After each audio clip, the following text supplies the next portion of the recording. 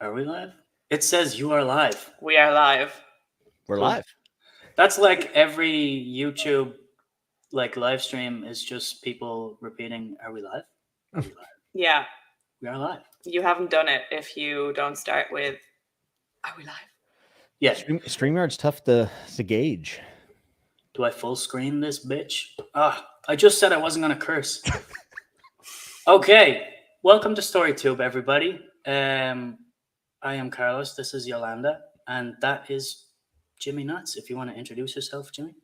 Well, I'm Jimmy Nuts, and thanks for having me, guys. I appreciate it. StoryTube did an entire month dedicated to things that I like, which is I'm not going to be responsible for any therapy bills or psychiatrists. Like, I'm just not. It's not my fault that I happen to be attracted to horrible stories that make you feel very bad about life. But for those who don't know me, I feel like they would have to, since you did a month. Like, they at least had to click on the channel at some point. But all of our audience are your audience. It's fine. I do book stuff, but I'm just happy to be here. I'm very curious to how this will go and like what some of the things that you guys pulled out of the books that I enjoy. Like, I'm excited to see your perspective on it, because a lot of times in the book community, it's like a rating. I liked it, and then you move on. Yeah. And that's fine, because there's a lot of books, there's a lot of conversation, a lot of discords and everything else. But whenever I get to sit down with two people who read a bunch of books that I know that I love, or at least had an impact on me, I think it's going to be a good time to reflect. And maybe there's something wrong with me. Maybe I'll be able to figure out why I like such depressing material. We also came by this whole idea to do these months of kind of randomly. Obviously, we started with Alan, but it just was like, oh, Alan always gives out that nobody reads what he recommends because he recommends such obscure shit. So we were like, well, why don't we just spend the month reading all of that obscure shit? And then it just, now we have a YouTube channel. Why don't we just do that on a video? And then it's like, it turns into, you actually kind of get to know little bits of this person's psychology. And then you can, if you allow yourself, you can go really deep into it. We might do that, Jimmy. I would like my lights came on. I would like an evaluation, actually. I welcome it. I welcome you to judge me and prescribe me and everything else. I would like to start off with an easy question for you, Jimothy. Okay. Can you tell me what you think the difference is between cynicism and pessimism? Give me 3 reasons. Go, discuss. I mean, I don't know the answer, so I'm just going to embarrass myself for someone who actually knows what they're talking about. But I would imagine being cynical, I feel, is like finding the worst in everything, whereas being a pessimist is being more of a realist. I am very pessimistic, but I still have a pretty positive attitude and try to wish the best out of people. I guess it just depends on what you're cynical or pessimistic to. But cynical, I almost feel like there's an anger or energy behind it, whereas with pessimism, it's more of a like passive realization. I don't know if that makes any sense. That makes sense. So is like cynicism more angry and pessimism is more sad, or just resigned? Yeah, maybe one is more passive and one's more active. Yeah. Yeah. I think there are elements of both of those in most of these books. Yeah, I would say that's accurate. Yeah. You guys are lucky I didn't recommend you the book I just finished yesterday, because it's the most depressing book I think I've ever read. What did you finish yesterday? Leaving Las Vegas by John O'Brien. I hope I'm remembering it. Yeah.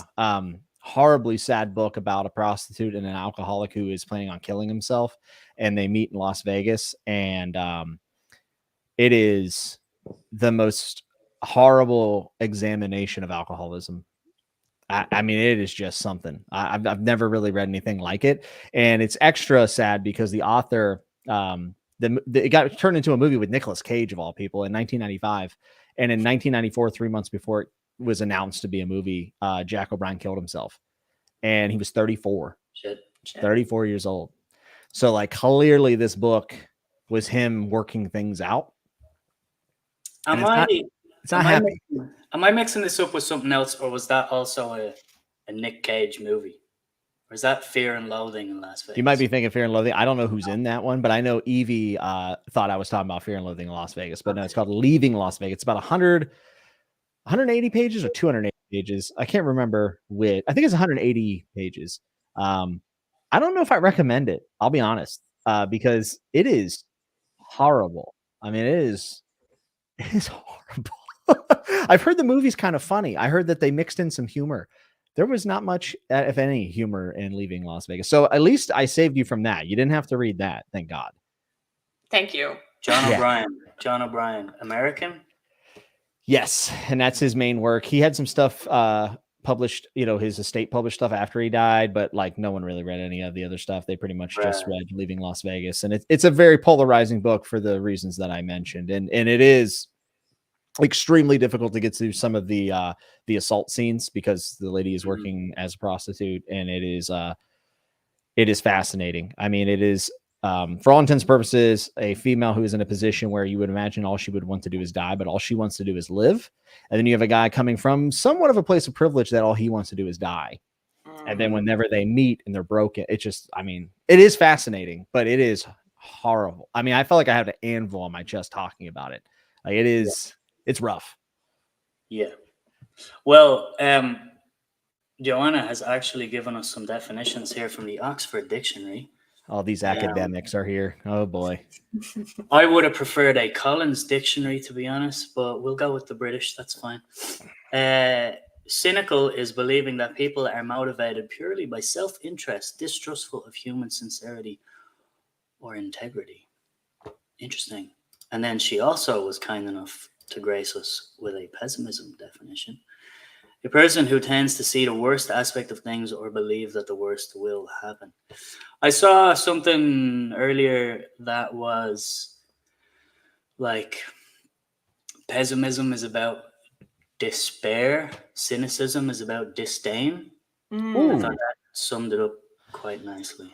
I like that. I think that's accurate. I think my definitions were closer than I thought they would have been. Yeah. You were pretty spot on, yeah. Yep, you were pretty spot on. I was in the ballpark. I'll take it. Yeah. Well, speaking of cynicism and pessimism and skepticism and whatever other, McCarthy. Dude bro, author of the year.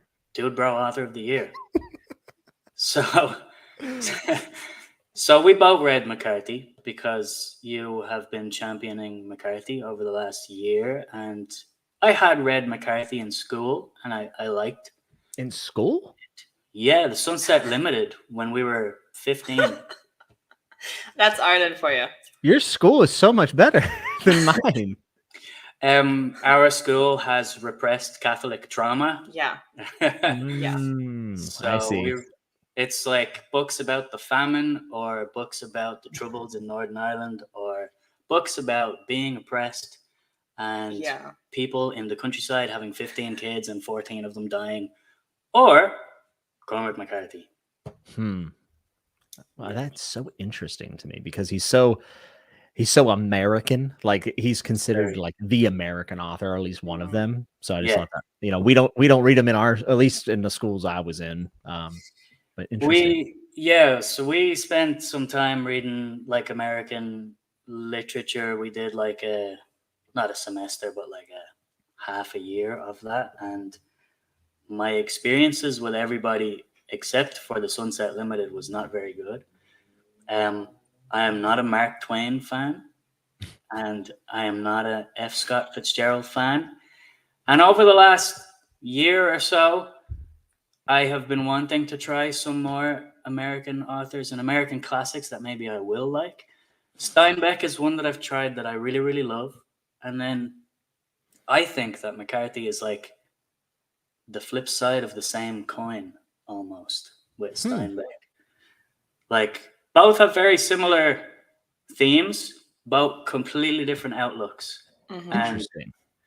And McCarthy has this cynicism and complete pessimism about people that I think Steinbeck doesn't have, but they're both angry at the same things, if that makes sense.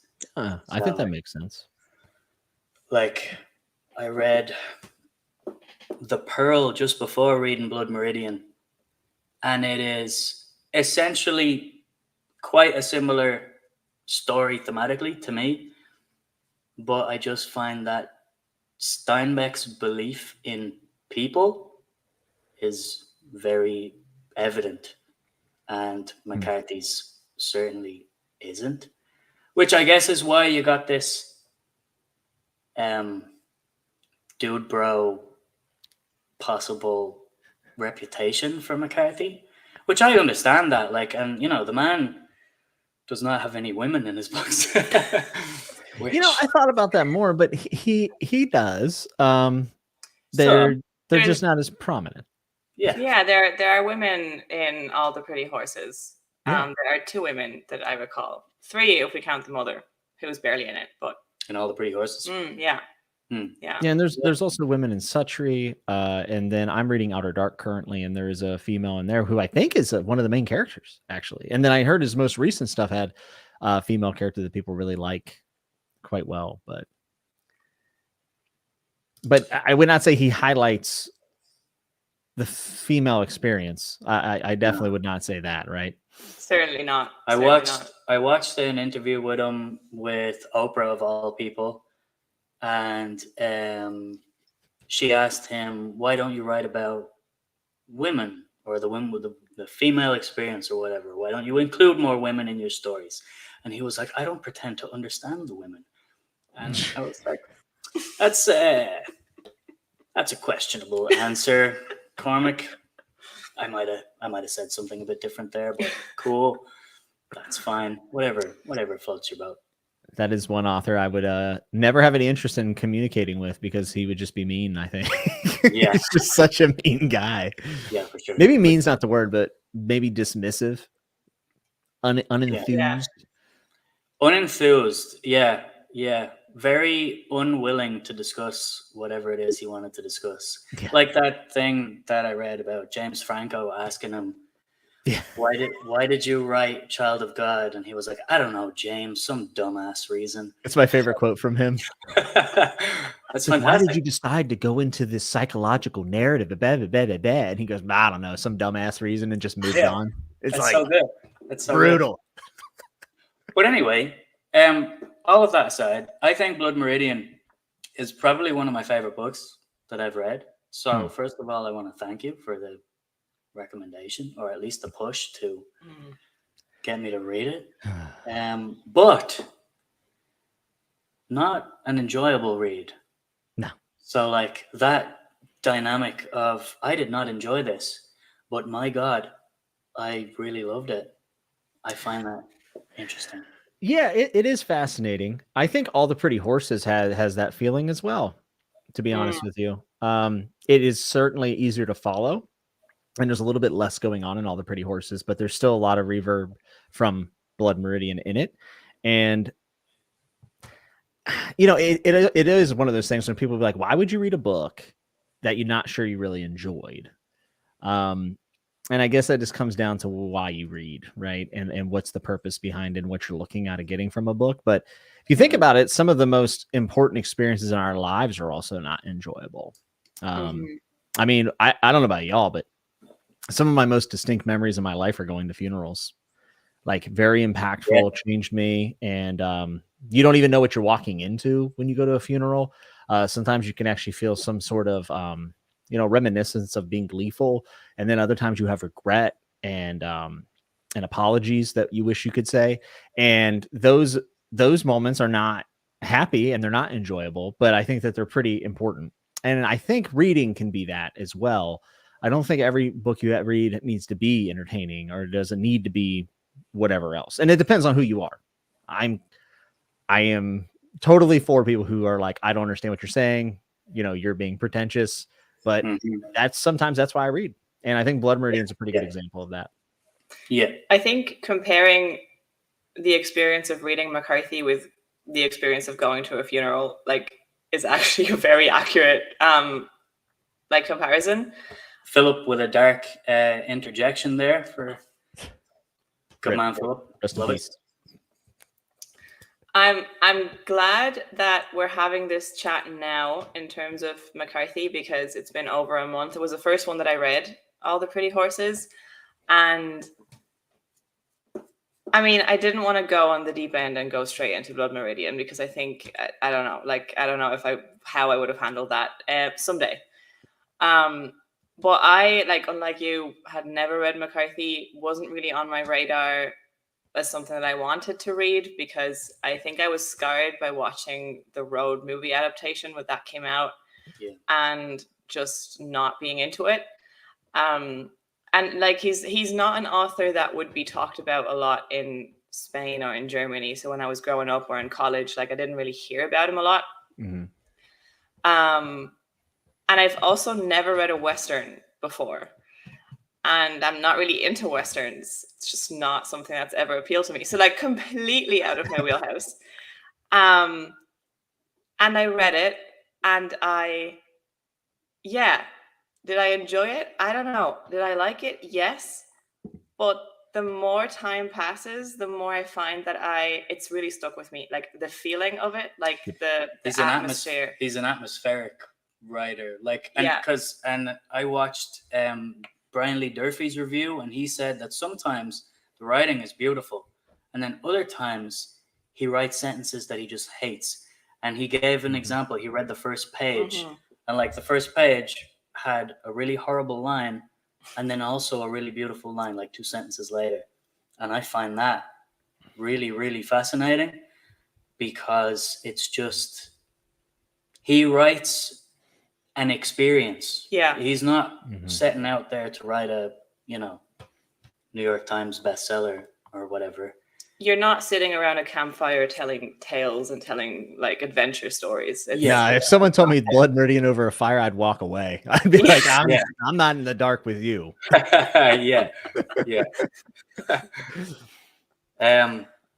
But this is interesting though, because a lot of people think, sorry, I'm keeping up with the comments too. But like The Road, as an example, a lot of people say it's very, very depressing. And this is what we were talking about earlier. I don't find that at all with The Road. I find it to be a really hopeful book by the end, even though all of this sad shit happens. I find, to me, the ending is quite hopeful. And they've got that whole thing of like, we're carrying the fire. Look at all this bad shit that's happening, but we're carrying the fire. And I know it has this like sad ending, but there's just this, you're left with that one lit candle, as it were, of, well, we're carrying the fire, And I don't think Blood Meridian is like that, but I think The Road is. And I just find that interesting. Whereas I'm sure people like to maybe put McCarthy in that one big box of, well, he just writes nasty stuff and it's all depressing. But I don't agree. I think The Road is his most optimistic book. It's extremely dreary and bleak. And honestly, the events with the mother is one of the most disturbing and touching things I had ever read. And I think what's scary to me is that I can see your point of view. And that makes you think. You're like, ooh, what does that say about me? And I've had many of those moments, even reading Blood Meridian, and like, you think about how violence is instrumental in the entire, it is violence. The book is violence personified, and that brutality and the idea that like, if I want something, I'll take something. And, almost treating life like currency in a way, and going out and hunting people. It's like, when you break down humans, is that not like, if we get rid of all the rules we've agreed to, is that not really what it also does come down to? And in that manner, maybe violence is God in some weird, awful way. Maybe, I don't know. And I think McCarthy takes a pretty hard stance on that question. But I think, you can walk away with it not having to believe that answer, or you could have another interpretation of it or whatever. But to me, that was a question that was very difficult to swallow. And then the way he kind of presents his argument throughout the book. I think it's interesting because he uses a historical set of events to give a literal depiction of what might have happened in that time period. So, in one essence, it's historical fiction. In another essence, he's making this big, grand metaphor for human nature. And then, to me, maybe it's just my own thing, not being American, but being overexposed to American culture, growing up in an English-speaking country. We're like overrun with American ideas and information and media that it's almost, I felt like maybe is this a commentary on that too? Like this Western expansion that went on in America, is it continuing now in a more subtle form? Interesting. Very interesting. Like it affects language as well. Like, and language, and I notice it here, and I notice it in Spain, which is another language entirely. But there are a lot of American phrases that just are now part of the general lexicon, and we don't think about it. And there's those more subtle ways of expansionism, that it's not just through violence or whatever, but it's this overload of information and media and culture. Which can also be violent without being physically violent. Yeah, sure. Yeah, I guess that's because very interesting. It's like it's not that it's unwanted, but it's not uncalled for. But it's like we have no other choice, you know, because it's just there. And I kind of thought that was, just reading it as a non-American, that maybe that could have been a thing that he was trying to say with it as well. Like, here's just what American media is. And he wrote that in the mid-'80s, like the peak of fucking Wall Street and just the explosion of American superpower. Like, here is, you know, and blockbuster films, Terminator, all those things that, I mean, are world phenomenons, you know? Yeah. And like media at that time, again, was like also, like you said, Terminator and Commando and all these kinds of things, just glorifying steroids and guns. Yeah, steroids and guns. That's just it. On the sauce. Yeah. And you know, I love all those movies. I grew up on all that shit, but like I grew up on that shit, and I didn't grow up on movies from my own cultures, you know? Well, maybe you shouldn't be so mean towards James Joyce. Listen. You won't get any defense of James Joyce here. I've never read the guy. Probably. I opened up Ulysses once, and I was like, I don't know about all this. I haven't met a single fucking person in this country. All right, well, I'm going to curse. I don't care. I haven't met a single person. That ship has sailed. I haven't met a single person in this country who likes James Joyce. No. There's a few people that I work with that have read it. Like Ulysses, I mean. That like the whole thing. And nobody's actually liked it. At least, yeah, not that I know of. She said that to me earlier, and I was like, what, the whole thing? That's mental. I've never heard of anybody reading the whole thing. Jesus. Alan always says you should recommend Ulysses to your enemies. Yeah, 100%. Yeah. Jimmy, I don't know how you do this whole, like, looking at the chat and keeping people talk. How do you do this? See, it's very difficult. It can be overwhelming, especially if, like, things are going off the rails and you're like, what's about to happen next? What message am I about to click on? Yeah. Well, Philip says Joyce's short stories are brilliant. I have read some of the Dubliners ones, and they're miserable, and they don't have Dublin sense of humor. And I don't understand what the appeal is, Philip. Sorry. If you want to read... No, okay, right. I'm going to stamp, because we have a bit of an audience here, so I'm going to stamp my claim on this. If you want the proper Dublin experience in book form, with real culture, real language, colorful characters, just beautiful shit, not James Joyce, read Roddy Doyle. Oh, I thought you were going to plug your own book. I thought you were going to be like, I'm self-publishing. I'm The Kickstarter goes live Sunday.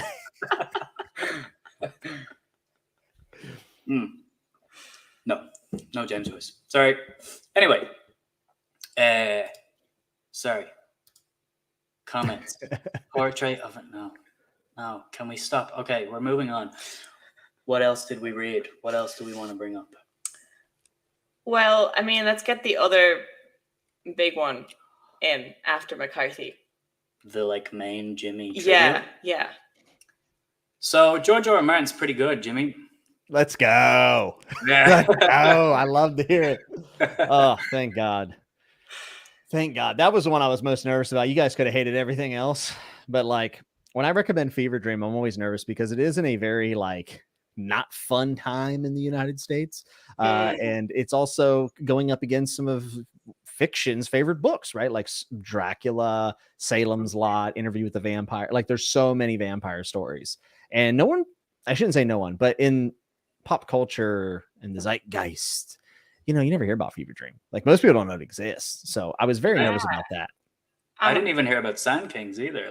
Yeah, I think because Song of Ice and Fire has completely taken over his identity as a writer, people just don't look past it. And when I say people, I include myself, because I hadn't read anything else by him, even though I love Song of Ice and Fire.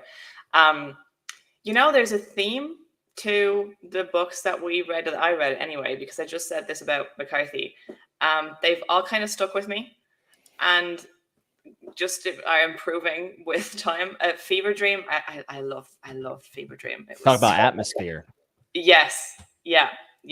I was intrigued straight away because it's a vampire story, and there are so many iconic vampire stories. Okay, what's he doing with it? What's his angle? Why is he writing a vampire story? And I won't say it, but I loved his angle with it, and it really justified its existence. I feel like at this point, a vampire novel needs to justify its existence. And in the sea of vampire fiction that we have after Twilight, it was listen, it's over. It's over. But yeah, I again, if you pitched it to me outside of it being George and vampires, and you said it's steamships on the Mississippi, I'd be like, what? Okay. I don't care. That sounds a bit Mark Twain to me. I don't know. It does. It does. He captures that time so well, and all of its negatives too. It's some of it's a little hard to read, but he does capture it well. Definitely. And it made me realize that I actually haven't read a lot of historical fiction set in that time period in America. So I actually haven't read a ton of fiction that touches on slavery, to be honest. At least historical fiction, from a current perspective, sure. And I really liked how he mixed that in with the supernatural vampire story and the atmospheric horror and the river and New Orleans, and all of that was just fantastic. And the characters are great, and he can do endings, which is very good to know. That was when I read Fever Dream, that was my first non-A Song of Ice and Fire work I did from him. And I was like, let's see if he can hit endings, or do we got do we have a hit or miss type of thing here? Is he just going to whiff? And I love the ending of the book. One of the things is the way that humans are treating each other in that book. And it's not preachy, but it just happens. And it is just as horrifying as some of the stuff the vampires are doing to humans. Yeah. Yeah, I like that correlation that he does a lot between the vampires that think they're a different species and therefore superior and have, it's in their right to do whatever they want to humans. And then other humans treating other humans in that way and feeling like they're superior. Very interesting way to do that. Yeah. I actually quite got me emotionally as well, towards the end and the ending. I I didn't realize how invested I was in the characters and not just in the atmosphere and the feeling of it all until I finished it. I was like, oh. Yeah, I agree. I was very much invested. And that's one of those things, like when George seems to write, a lot of his shorter fiction are usually like in sci-fi and horror, it's like cautionary tales and very honestly kind of Twilight Zone-y, which makes sense because he wrote for the Twilight Zone back in the day. But Sand Kings felt like an episode of Twilight Zone. yeah, exactly. And he does that really well. But whenever he writes a book, like a novel, he is so good at crafting characters that are relatable. His other sci-fi book, it's rather short. I think it's under 200 pages, is Dying of the Light. And it takes place in the same universe that Sand Kings does. There's no connection other than it supposedly happens in the same realm. It's called like the Thousand Worlds universe or something.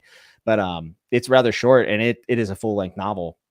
And those characters as well were just really awesome. So yeah, I was also pumped that everyone liked Sand Kings. That made me very happy because I read that and I was just like, okay, like this may be my favorite thing George has written. But whenever you pitch a 40-page story to people, a lot of people don't have a lot of experience with short fiction, you know, at least the people I know. And it's hard to get people hyped up or not feel like you're overhyping a 40-page story. But I think that it works for exactly what it's going for. I was so impressed. I genuinely think it's one of my favorite things I've read this year. And I don't know, like come the end of the year, we'll see if we can, how do we manage pitching like 40-page story versus like, you know, Robin Hobb. But just to throw a name out there. But I just thought it was perfect. Like the amount of story, world building, and that he gets into 40 pages is insane. It also hooked me from the first paragraph. I wasn't planning on reading it. I was just going to check because you said, oh, it's available online. I was like, oh, I'll bookmark it or something. And I opened it. One of the best opening paragraphs. Yes. To a thing I've read in the last couple of years, I think. And it said, I don't even remember what it was now, but it was like something so strange of like, he often liked to watch his animals eat each other, and today he decided not to do that or something, or whatever. What is this? And then you just keep going. But like it has what I love most about the best short stories, and I haven't read a ton of short stories, but I've read enough to know that structure of you plant 5 things in the first 5 pages, and each of those 5 things correlate to another little thread that leads to the other little thread that then it all ties up in a bow at the end with some sort of moral to the story. But then also throughout the story, having enough like engaging action that you forget about the threads. You forget about until they come back. Yeah. Because you can see the I guess the formula or the way he's trying to manipulate the story, but you forget it because it's so compelling. Yeah, and there's also a lot of things you could take away from that about humanity and its relationship with deities and religion based on the Sand Kings. And you know, calling them insects, they're not insects, right? Like there's just a lot of really small things that you could take away from that, and I think you know, dive deeper into. But a couple other things that I like about Sand Kings that came to me after reading it is one, George wrote a main character that is absolutely detestable, that makes horrible decisions time after time after time, and he made it extremely fun to read, and I still had sympathy for the guy at the end of the story. Yes. And that is exactly what George R. R. Martin did in A Song of Ice and Fire. And that is one of the reasons why he stands out in the fantasy genre. So it's just interesting seeing him kind of showing, hey, I can do this. And then him doing it in different ways. And there's other works that he's done this as well. But I think Sand Kings is a really good example of it. But on top of that, it's a very good callback to Edgar Allan Poe's way of doing stories. And Edgar Allan Poe always believed that fiction should be brief and that it should take place in hopefully one setting. And while there is the whole store scene, it mostly takes place in one setting. And it is extraordinarily brief, and it punches. And whenever you write a short story, I mean, you have to punch. You have to get in, hit it, and then land it. And actually, Erickson used that phrase with me whenever I was talking to him about short fiction one time about writing. And he said, it's tough because it's kind of, it's not like a here, it's a boom, boom, like up, down. And I think George does a great job of pacing it. Yeah. That's a great point about the main character, because there is, on paper, you shouldn't have an ounce of sympathy for him. Nope. Like, you should absolutely detest him. And you do. And yet, when he is feeling distressed, I am feeling distressed and uncomfortable and really icky, and like I wanted to scratch myself and just like, ugh. I think it's also because he's showing you something that you wouldn't wish on your worst enemy. And you've just met this guy, and you're like, this guy is a bit of a dick. But then the way he acts, you should wish it on him because he deserves it. Yeah. And there's a little bit of that. There's a little bit of that. There's a little bit of that. And then on the flip side, I was so creeped out by the Sand Kings, and then also, what I not against them. What I really loved was the subtle changes to how they idolize the person with the faces that they construct. Oh, that is that you could do a whole paper on that.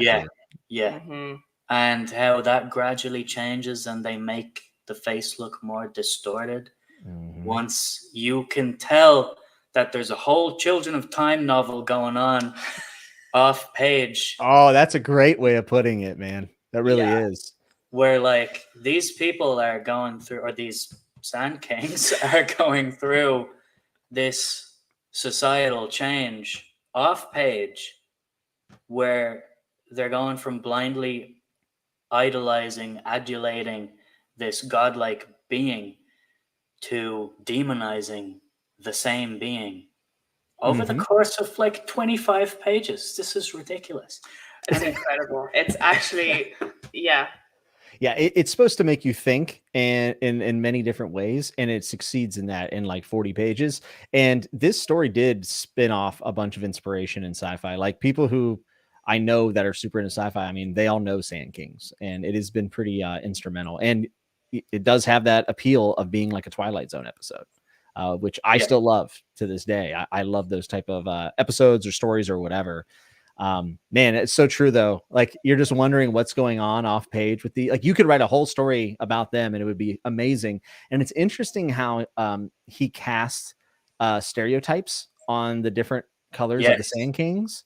And then he completely acts on those stereotypes, that he completely understands these things, that he has not respected in any way, shape, or form, not to learn about them, not to cultivate them, anything, and then is shocked when things don't go his way.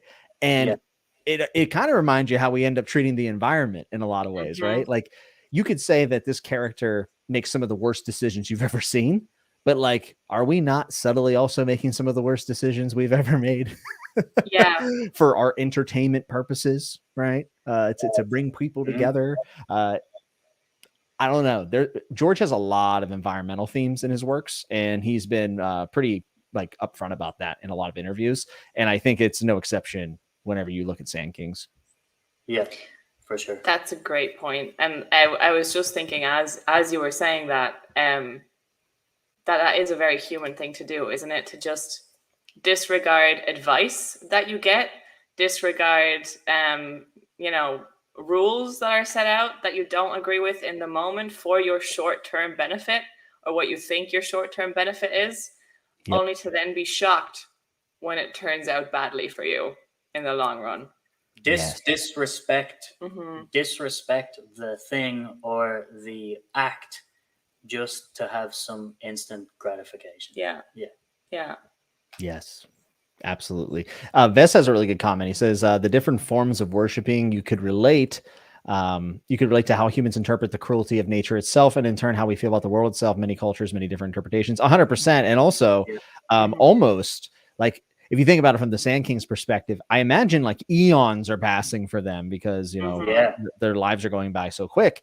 That this could be generational switch of opinion upon religions and different doctrine changing between. Like I said, like there's a whole nother story down there. Yeah. But it is creepy, is it not? Like it made my skin itch a little bit. Oh, it's so creepy. It's so good. It really does in a lot of ways remind me of Poe, just like in its execution. Not I wouldn't say it's Poe adjacent, but like maybe not inspired, but like in the structure of it. You know that feeling like when there is a spider in your house and then you kill it and then you know the spider is gone, but then you sit down and you're like, you do that little fucking weird neck shake thing. Like, is there a spider still there? That constantly throughout that story. Yeah. I think reading it felt like, to like add to your comparison, like when there's a spider and then you turn around to get a glass or something to trap it and you come back and the spider's gone. The worst. I had this happen to me last Christmas. I was at home. I got in the car to drive somewhere and a spider like spun down, like a big spider. And I was like, oh, it landed on the vent. And I was like, okay, I got to find something to kill it with. And I'm looking, I look back, gone. And I'm like, this thing's going to jump out while I'm driving. I'm going to die because I'm going to go, and then like wreck, which would be, a very terrible way to go. But that same feeling, the whole time I was driving, I was just like, where is it? Is it going to crawl on my legs? It's going to be terrible. And then you're just itching everywhere. To answer Philip, I actually have a replica of Thor's hammer from the Marvel movies that I use to kill spiders. That is true, yeah. I know that's the kinder thing to do, what you say, but I don't do that. Just sending them to spider heaven, bro. It's fine. Yeah. Cool. Sending them to Valhalla. I like how we've talked 20 minutes about a 40-page story, though. I think that attests to how good it is. Yeah. I mean, look, we all know Game of Thrones is good. I was rereading Game of Thrones. It's still good.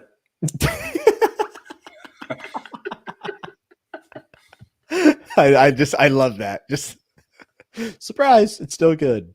Yeah. I am like 200 or 300 pages into Clash of Kings now.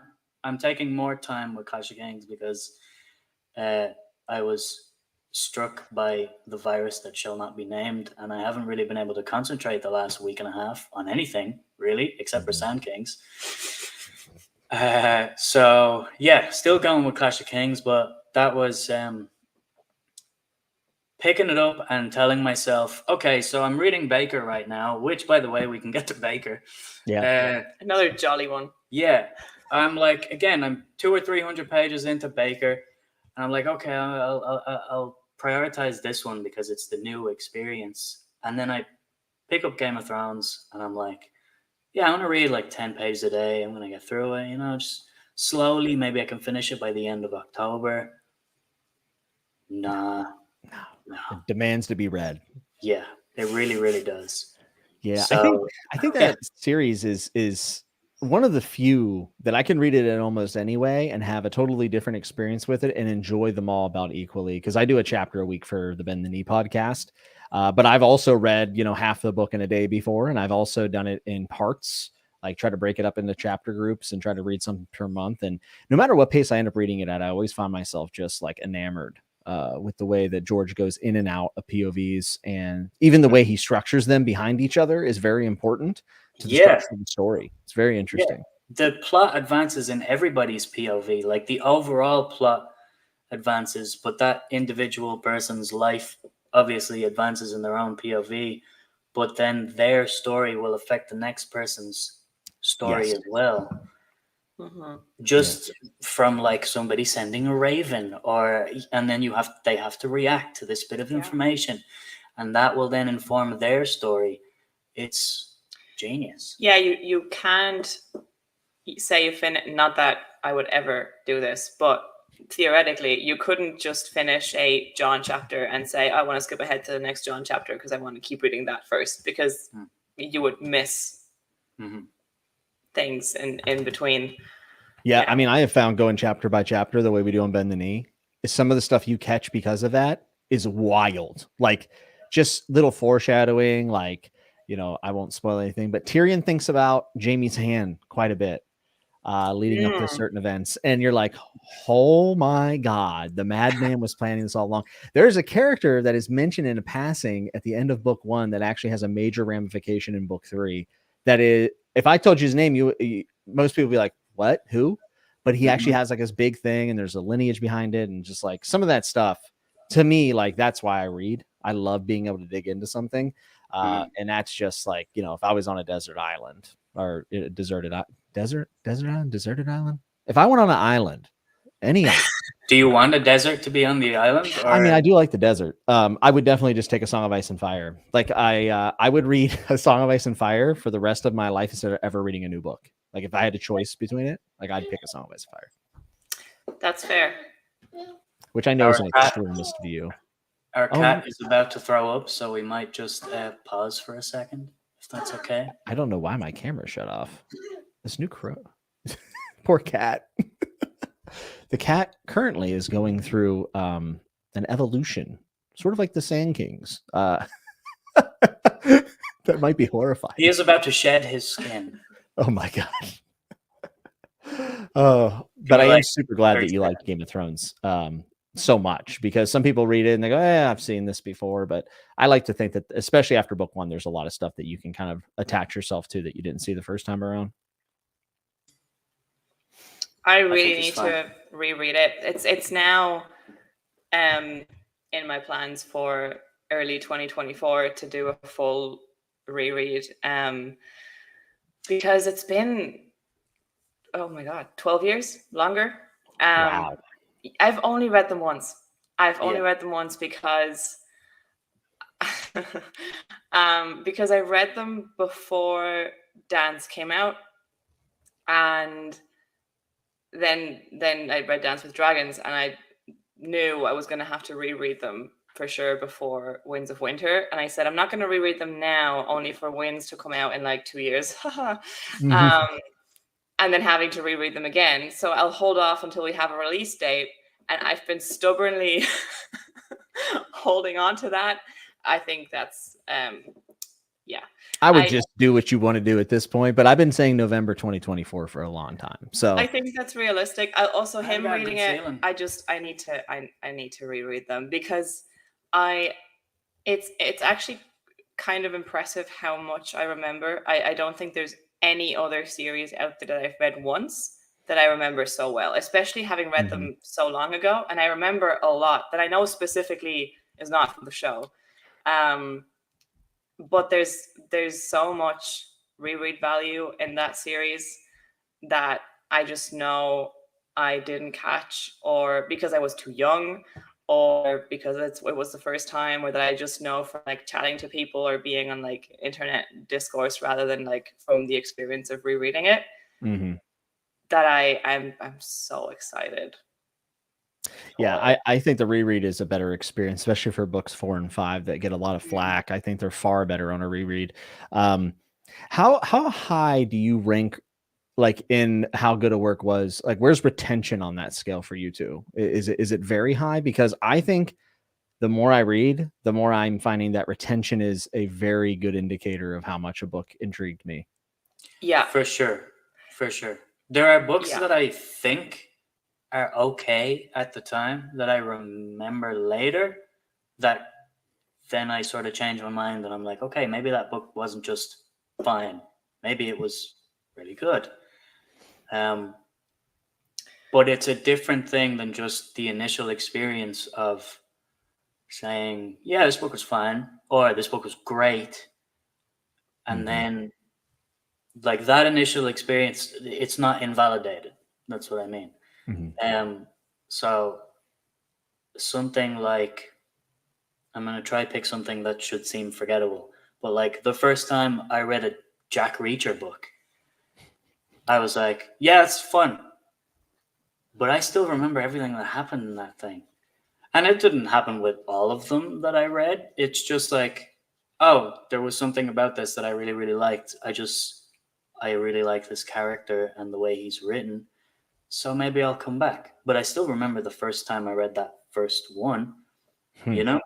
Even though at the time I was just like, yeah, it's fun. But now I'm like, oh, maybe there was something really going on under the surface there that is underappreciated because it's a dumb thriller, you know? Yeah, definitely. Yeah. I rank retention pretty high, I think. It also kind of depends on what I'm retaining. Like, there are books where I don't need to retain the plot because it's not the main thing about the book. Like, if you ask me in a year what happened in All the Pretty Horses, will I remember? Maybe not. But that doesn't matter. I'll close my eyes and imagine them like riding into the sunset. Not in a romantic way, but I think what Vess says is it kind of hits the nail on the head. There's quite a few books as well that I find I just remember the feeling of reading them rather than the plot points or some of the details, which quite often I find are not important, but they're important to what the book is trying to say. So you don't necessarily have to remember the plot points, which I guess would be why you reread books. But the feeling of a book, I think, is what I certainly remember more. Yeah. For sure. Yeah. I think I gave myself a pass for a while being like, well, I read so many books now that like I'm not going to retain many of them. But even in this past year, I've read some that will stick with me forever. Honestly, one of them I just read, and I know it's going to stick with me. One, because it's really short, but two, because I just think there's so much to think about. And that's Night of Mannequins by Stephen Graham Jones. Extremely polarizing book. I mean, it has like a 3.3 on Goodreads or something like that, but I thought it was fantastic. I like Stephen Graham Jones. I do too. I'm 2 for 2 with him. And now I'm like, okay, like he's now becoming a priority of reading more. Really like his writing style. But, you know, Death of Ivan Ilyich is going to be one that I remember for the rest of my life. I can remember pretty much every beat of the story and in how much it affected me. When I read it, I'll never forget like being on the plane reading it and having my eyes like swelling with tears and being like, oh my, you know what I mean?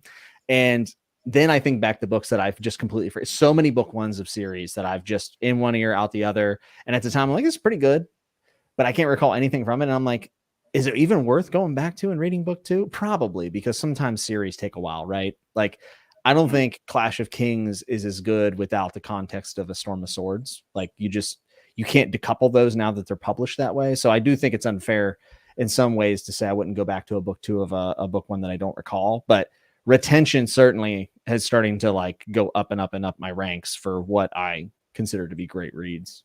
Of course, yeah. The more you read, the ones that stick with you are the ones that, you know, and like time is the only judge of that as well. So like this whole like rating things, oh, on Goodreads, blah, blah, blah, we're going to finish a book, we'll rate it in the moment. Like I have my issues with that, but I honestly don't really care if in the moment I write a book. Oh, there you go. I'll write that now. 6 months later, I could have a completely different rating, but I don't mind that. It's part of the experience. Like that's just part of the journey with that thing, you know? Except interesting. Yeah. Go ahead. Oh, just like it's interesting sometimes to go back to something that you rated a few years ago. Like this year, you read Mice and Men, and I went into Goodreads, and I loved that book. I remember loving that book and wanting to read more Steinbeck ever since, and I had a great memory of it. I gave it 3 stars. You were hopeful. You were hopeful there was more to come. I've done that with books, though. I've done that with books where I go, well, you know, it's a book 1. Like, for instance, the famous one on my channel, Lore, is that I gave Game of Thrones a 4 out of 5 as my first ever book review, because I was thinking, well, compared to A Storm of Swords, like when I do that review, I want people to know how much I love it. So I can't give this a 5. I want that to be a 5, you know, but in reality, like that's silly. You know, you can tell by just the way I talk about these books that they're clearly something I consider to be, you know, amazing. So why stifle that for some sort of arbitrary tier system? Now, I do think, you know, separating things out from quality, like for instance, I was going to say the only time that matters is whenever people go back and look at your old reviews because they like your review channel, and then they see that you gave some like kind of meh book like 5 stars because you were not the reader you are today back then. Yeah. So like, of course your opinions are going to change over time because you get more and more experience. You know, I don't think I would give Rage of Dragons 5 stars like I did back in the day now. I still like the book, and I'll never discount the experience I had with it. I read it so fast, but you know, it's probably more like a 3-star book. It's probably not a 5-star book anymore. But for Jimmy back then, it was a 5-star book. Mm-hmm. And that's also like that's also fine. Like, and I think there's a worry that somebody might put that down, and I'm sure in internet comment sections people do put that down, but those are not the kind of people you want to talk about books with, you know? Yeah, I agree. If somebody is going to say, "Whoa, you said this 3 years ago," read more books, man. Like, I don't know what to say. Anyway, I found an opportunity to call you out. Well, not to call you out, but somebody wanted to call you out. Oh, me? Oh, no. Yeah, did you finish Don Quixote? Oh, I did not. I have not given up on it. I'm still reading it. I haven't touched it in months, but I'm still reading it. I will get back to it, definitely. Probably next year, to be honest. But there it is. Yeah. I still haven't finished Baker. I've been reading that for like a month and a half now, but I'll finish it one day. One day. It's Clash of Kings. Like, hey, I'm not going to fault you at all. So is that a segue to talk about Baker? Yes, I was going to use that as a little moment. Baker, I think I can give my opinions halfway through the first book so far, and the one thing that it is atmospheric. You read biblical. Biblical. Yeah. Indeed. Yeah. You read a lot of atmospheric shit, Jimmy, and I like it. I dig it. A lot of my favorite books in general, I find, are very atmospheric books that I remember the feeling of reading more than the details, like we were saying. Mm-hmm. There's a trilogy of crime books by a guy called Peter May that I read many, many years ago that I still remember the feeling of reading them. And I think you'd like that, Jimmy. I think you would like Peter those May. books.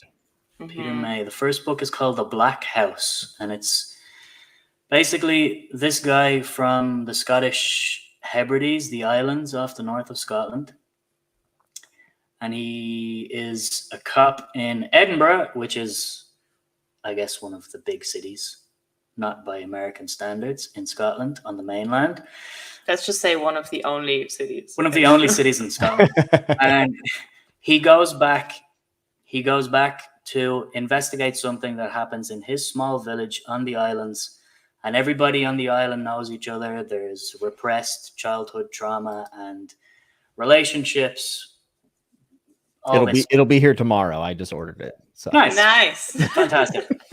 The main thing that I remember about those books is the atmosphere and the mood and the feeling of reading them. And those are some of my favorite kinds of reads. Mm-hmm. And Baker is all about that so far. So I'm loving it. I am loving it. But I haven't finished it yet. So I don't really have too much. Oh, actually, the one thing I do want to say, I do have a gripe. Why does he have 7 names for one tribe of people? Isn't that what we do too, though? Maybe. You know what I mean? Yeah. I actually don't agree that, like, just because that's how we do it, like, you know what I mean? Like, it is a story. Yeah. I would like to be able to follow this thing. I relied on the glossary so much in book 1, but by book 2, honestly, I was cruising. And by the way, I should mention this. I think book 2 is better in every way than book 1. Book 1 has a little bit of charm because I think that prologue is one of the most vivid, haunting prologues I've ever read, and the real sense of history, which is something that's very important to me with epic fantasy. But book 2 in every way is a step up. And Yolanda, I watched your video. I thought it was great. And you talk about, the struggles of reading it from the female perspective and what Baker's doing. And we kind of talked about, Baker's approach to the male gaze and wanting to go places that were uncomfortable, not because he thought it was edgy or cool, but because he was hoping that these people who at the time were reading with the male gaze, that they'd be like, yeah, wait, what? Mm-hmm. And he wanted them to kind of turn on themselves and question themselves. To what effect he accomplished that is always going to be up for debate. I would say based on the reception of it, you could probably gauge that for at least for the readership now, that it probably wasn't all that successful. Maybe he had a little bit too much trust in his readers. I do think it gets better from the female perspective, but it's certainly never cozy ever. But Esminette, insane arc, just tremendous, and other characters, but a lot of that stuff does come in the sequels. I feel like he did a better job in the sequels of trying to actually separate out the perspectives in the world. And I was curious what you guys, and Carlos, I don't know if you got to him at this point, but Yolanda, you did. What do you think? What do you make of Nayor, or Kanair, as some people call him? Oh, I didn't know how you said that name. I've been struggling to figure out how to say that. Nair. Okay. Nair. Well, I haven't read enough of him yet, but he's not the military genius. No, he's the tribe guy. Yeah. He is the toxic masculinity barbarian who is very confused. Yes. Yeah. I think he is such a great, oh man, like he is actually in some ways the cipher of what Baker is trying to say about males, I think. Okay. And you see all this horrible stuff that we kind of talked about, and then you see Nair, who should be the prototypical Conan of this world, and then you see the internal struggle he's having and the pressures he's feeling. So the patriarchy is not just affecting the women, but it's also affecting the males. In a really messed up way. And he's in a totally different tribe. He's in a different group of people.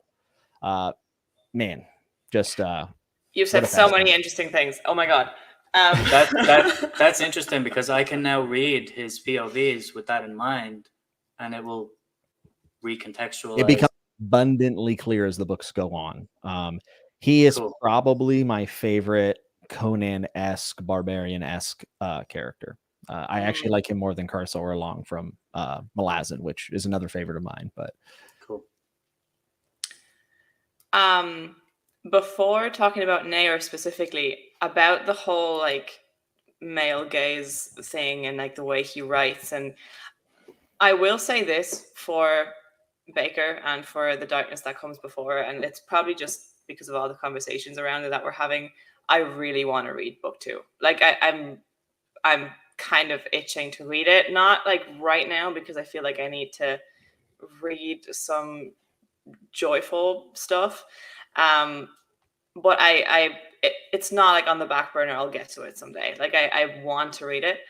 I think it's a very interesting approach that he's trying to take with it, not to say I'm gonna condemn it explicitly, but I'm going to almost catfish people, right? Like pretend that this is this cool dude bro like thing, and then go to an extreme of forcing people to feel uncomfortable. I guess it didn't work on me because I was already uncomfortable. Well, you're 100% right. And I think it comes to a point, and this is something he said that people didn't like. And he said, when I wrote this, I was writing with men in mind. And that's not the most popular thing to say in the 2010s or the 2020s. And I understand why, but I don't necessarily know if that's a bad thing. Now, it can be judged by everyone, right? So I think, and I do know plenty of females who do enjoy the books, right? But I don't know. In such a male-dominated area or hobby, which of course nerd media, fantasy books are, of course, like I come from also reading comics, which is way worse than I guess fantasy literature would be, but still there's probably that element of oh well, you shouldn't be reading this, you're just a dumb girl. That kind of attitude, is probably still exists, and even more so in 1999 or whenever he started writing it. Yeah. I think he was not so much coming from a place of like girls or I don't want girl readers, or I think he was trying to speak to males who were struggling with that male gaze and didn't realize it. So the best example I could come up with is, have you ever seen someone being an asshole and then they get hit in the face and you're like, yes, but then someone continues to hit them when they're on the ground and you're like, that's enough. I think that's the effect he was going for. He wanted to bring out that, and then the uncomfortable, make them realize, why do I feel this way? I think he overestimated people. I think it's a weird word to use, but I think he was too optimistic, actually. Yeah. You said he maybe trusts the reader too much. I actually do find that he does that, like with this specifically, and also with, throwing all the terms at you and like, giving you the explanation once in passing and then bringing it back up 300 pages later. And you're like, who, what am I reading? And he trusts you almost too much, where I was like, please, I'm not that smart. Give me a moment. But you are though. I think everyone feels this way after book 1, but I think you're going to be really surprised with the groove you fall into book 2. I am a big fan of the leash. Like, give me all the leash you can, and then let me catch up if I need to fall behind. I get so annoyed when I read fantasy and I feel like the author just thinks I'm dumb.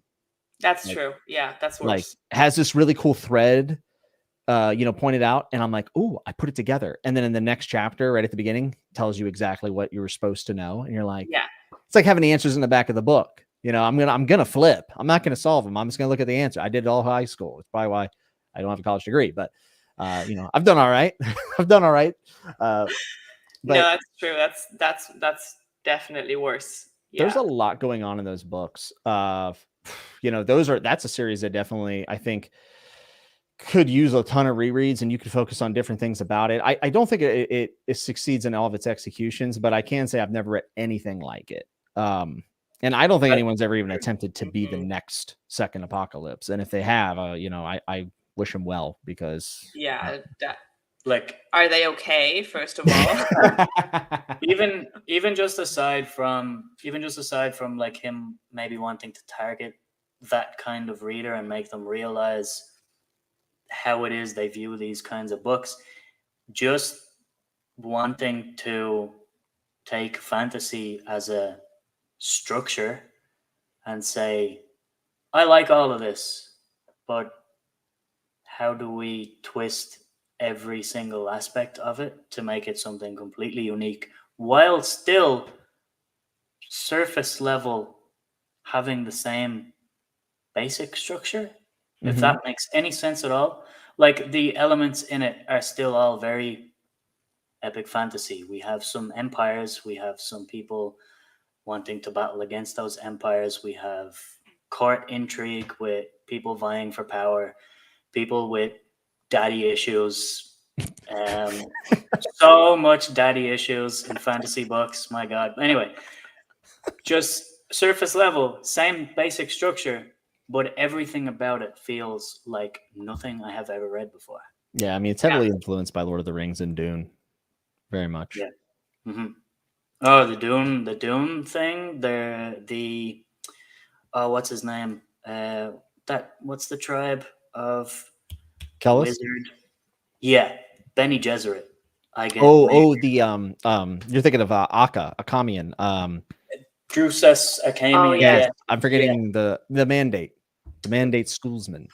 That's it. Scarlet Spires. And like, there's factions of like sorcerers, and they're like at war with each other, and information. I mean, a lot of this is also lifted from the Crusades, and that's probably where he didn't dive in the deepest on things. But it's definitely kind of laid out that way, of like this holy war, right? This conquest, if you will. Yeah. It did take me a while to figure out the factions within the sorcerers and like the Scarlet Spires, and I was like, who is who? And Naor, before I forget, was my favorite POV to read. From like just the whole thing. I'm trying to no spoilers. his backstory, right? That we slowly get more information about, but from the offset is so intriguing because we get this little bit of information of how he came to be in the position that he is in, and you immediately want to know more about how that happened, or it just makes him interesting. And I think I made assumptions about how that might have happened that were incorrect, of course. And it just got more and more interesting. And then the character that he ends up with for the second half of his like arc in the book is so fascinating. Do I like him? I mean, with everything that he does, I can't say that I do. But I liked reading his perspective, and I think he's the most interesting one so far anyway. So I was happy whenever I got to his POV. I guess maybe not like after Fairway, or however you pronounce it, shows up, not so much, because I just did not enjoy anything that she was involved in. I would agree. But everything else, Nair was fascinating. Yeah. I mean, if there's one thing you can say, there's certainly no there's no illusion that the males in this world are not good guys. Like there's no one that he's like, but he's a little different. They are different in their own ways, but like really the only people you can cheer for are the females, and they just have it the absolute worst. But that he does a lot of stuff in the sequel. It's really hard to, because I see a lot of people like, oh, it's just a trilogy, but like I really feel like to get the whole vision, like the 7 books are really important. To what he was trying to do, and I think he just does it better in the second series, even though it's way out there. I mean, it's way, he didn't have an editor for the last 2 books, and it shows, because he just threw stuff at you that I've never read anything like it. I really haven't. He also does the fantasy equivalent of Blood Meridian in the sequels, and it is outstanding. Yeah, he directly said Cormac McCarthy like inspired part of the books, and you can see it all over it in the sequels. So cool. I'm not trying to be that guy. You know, if you read book 2 and you're like, this is butt cheeks, you don't have to continue. Like, it's not one of those things. So just read like 8,000 pages, it gets good. Now, if you read the first trilogy and you're like, I kind of hate everything about this, like, you're good. You don't need to read the sequels. But if you're one of those people like, I would like to see more, I think the sequels are even better. It's got enough mystique to it that even if I'm having issues with it, the further I go, there's too many interesting things going on that I wouldn't necessarily be able to stop myself from reading it. Like, I'm perfectly willing to read a book that I have problems with and read things that I have issues with if there's enough interesting things going on. I think that's also just part of the experience of reading anyway. Like, I don't have to love everything about a book. I quite often am super positive now that we have a channel and I sit in front of a camera and I talk about books. I find I'm just always really positive because I like talking about the things that I like. But more often than not, there's plenty of things in anything that I'm like, I could have done without that. No. Yeah. But yeah. There has to be a balance, I guess. Like there can be things that you're just not into this aspect of it, but it's fine because it doesn't bother me, or because there's context or whatever. And like for me, what was so interesting about the experience of reading The Darkness That Comes Before, what I was kind of trying to get at in my review, I was so nervous about filming that and putting it on the internet. I don't know, like the reaction was very positive. Everybody's very nice, but this thing about how much the context of when and how I've read it has impacted my experience and opinion of the book, because I could have very easily made assumptions about his intent or about just the book itself that were incorrect, and stopped reading it, or just had a very negative experience. But I knowing that he has regardless of whether what he's trying to do works for me or not, or ends up working for me or not, knowing that is his intention impacts my experience. So like I didn't enjoy a lot of the part. I'm like, enjoy is the wrong word because I don't know if I enjoyed any of it, but Right. you know what I mean. Yes, I know what you mean. But I was still able to not hate it because I was like, okay, I understand that he's trying to do something here, regardless of whether it's working or not. Where there could be other things where that's not the case, right? And then something that you really hate just completely takes over and overshadows the good stuff. Yeah. But yeah, it was a very interesting reading experience. Definitely unlike anything else that I've read. But the fact that it has 2 prologues, first of all. I love that. I love that. That is so ballsy. And I think is it the second prologue? It's the second one is the longer one, right? That in itself works as a really, really good short story. It's so good. Yeah. Wait till you finish the 3rd book. There's appendices in the back where he just fills it with short stories, and some of it is like cool. What? That happened in this world? Like crazy. Cool. I think he's actually really talented in the short form as well. And I think, just the fact that it made you want to make that video, Yolanda, it can do a lot of things wrong. And yeah, what Joanna said, having a negative experience is still valid, even if you understand why Baker is doing what he's doing, but also if you don't know what he's doing, because we can't count on knowing the author's intent at every step of the way. For sure. Right? Yeah. And that's kind of where I separate with other people. A lot of people will be like, you can't hate it because you don't understand what he was trying. And no. When it enters the public forum, you are not required to go read R. Scott Baker's blog from 2004. Like, you're not required to do that, and your feelings about it are valid. Like, I don't have any qualms when people, I will attempt to have dialogue. And by the way, I'm actually not even defending what he did. I just like giving the context of it.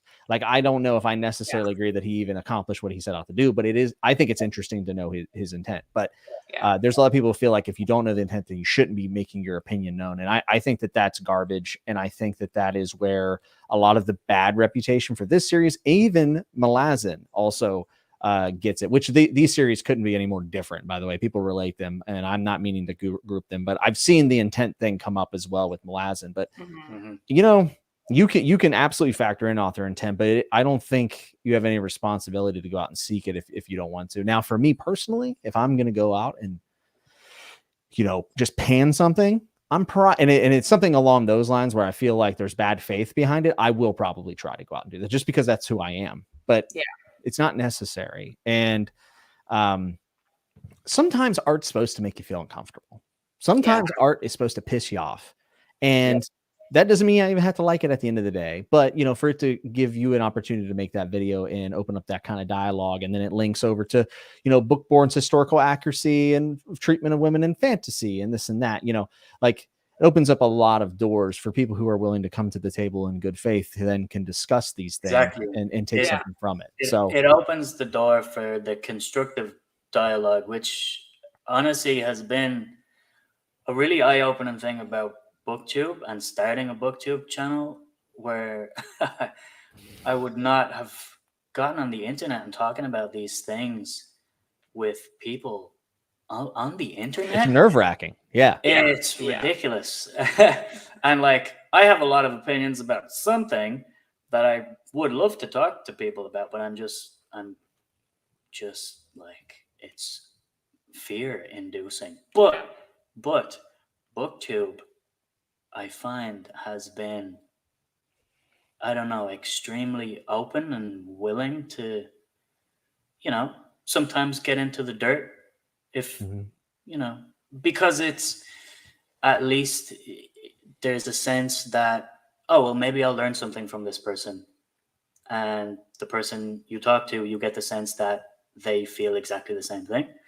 And that's the sort of lasting impression that I have of BookTube so far, which is nice. It's much nicer than the comics corner of the internet, I'll tell you that for sure.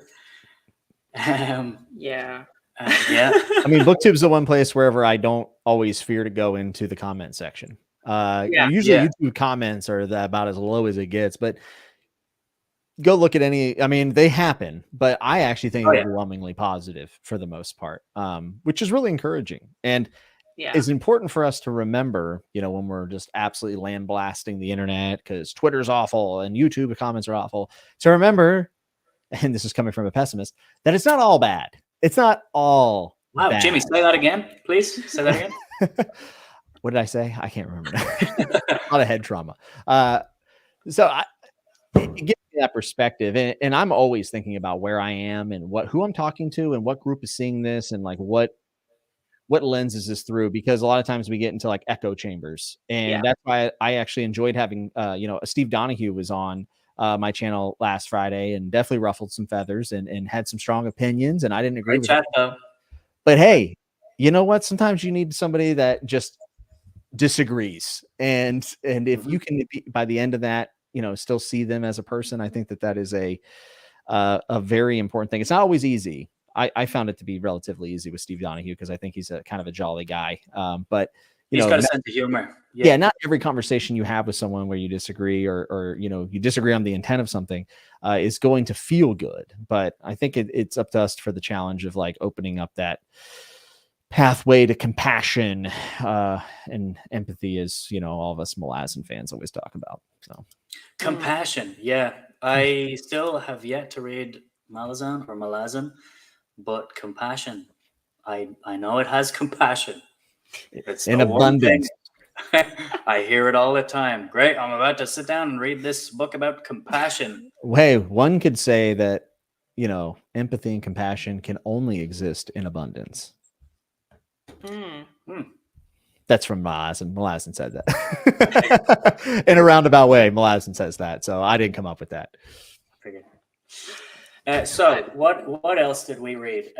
Station 11, Jimmy. One of my favorite books of the year. Potentially one of my favorite books of the last couple of years.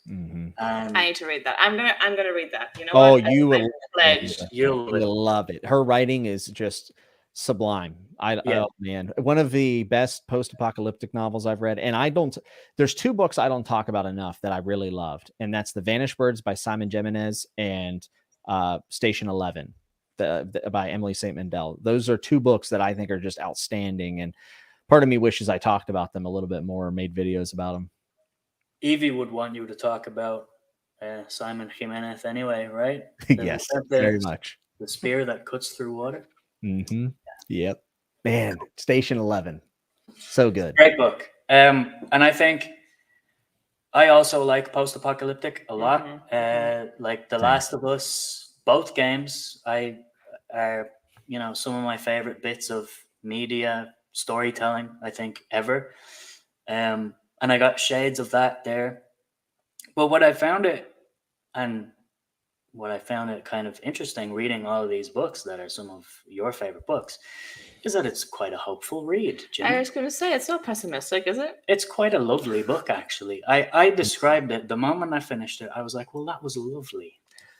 That's a really good way of putting it, honestly, though. I mean, I think it was like, it was staunchly different from a lot of the other things I've read in post-apocalyptic, and the fact that it didn't feel corny with its optimism. Yeah.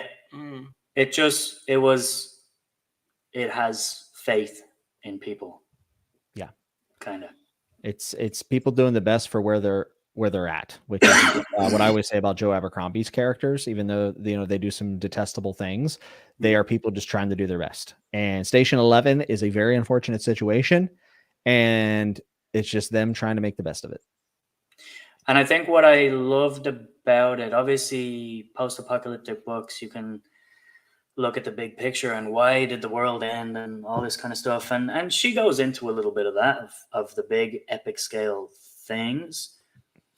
But you're always brought back to either trinkets that people own that they cherish, or photographs that they carry around that is the one thing that they can't survive without, or like just the fact that some of them really love theater and putting on a show, and all of that stuff just really, really hit for me because I love all of that stuff. So it was, and the way she writes about that as well, she expresses some like feelings of love for what you would maybe think is, oh, that's probably a bit stupid that I like that thing. But she describes it in such a way that makes it the most important thing about life, you know? And I loved it. I loved it. It's a great book. That makes me so happy to hear. Are you a big fan of theater? Is that like a thing for you? I really like theater. You need to read Book of the New Sun immediately. Cool. I just read an entire chapter in the second book, and it's just a play. And apparently it is like super referential to the history of plays in like Athens and stuff. And I'm just there. Cool. I mean, I'm an idiot. I'm like, sure, that sounds good. Is it over? Cool. All right, next chapter. But I guess people who love theater are like obsessed with some of the stuff Gene Wolfe does in Book of the New Sun. So you should read that. Cool. Well, I'm not like an expert. I don't know all the classic plays and blah, blah, blah. But sure you do. I was in acting school for 5 years as a teenager. And I did plenty of Shakespeare and all that kind of stuff. And I like getting theatrical and flamboyant.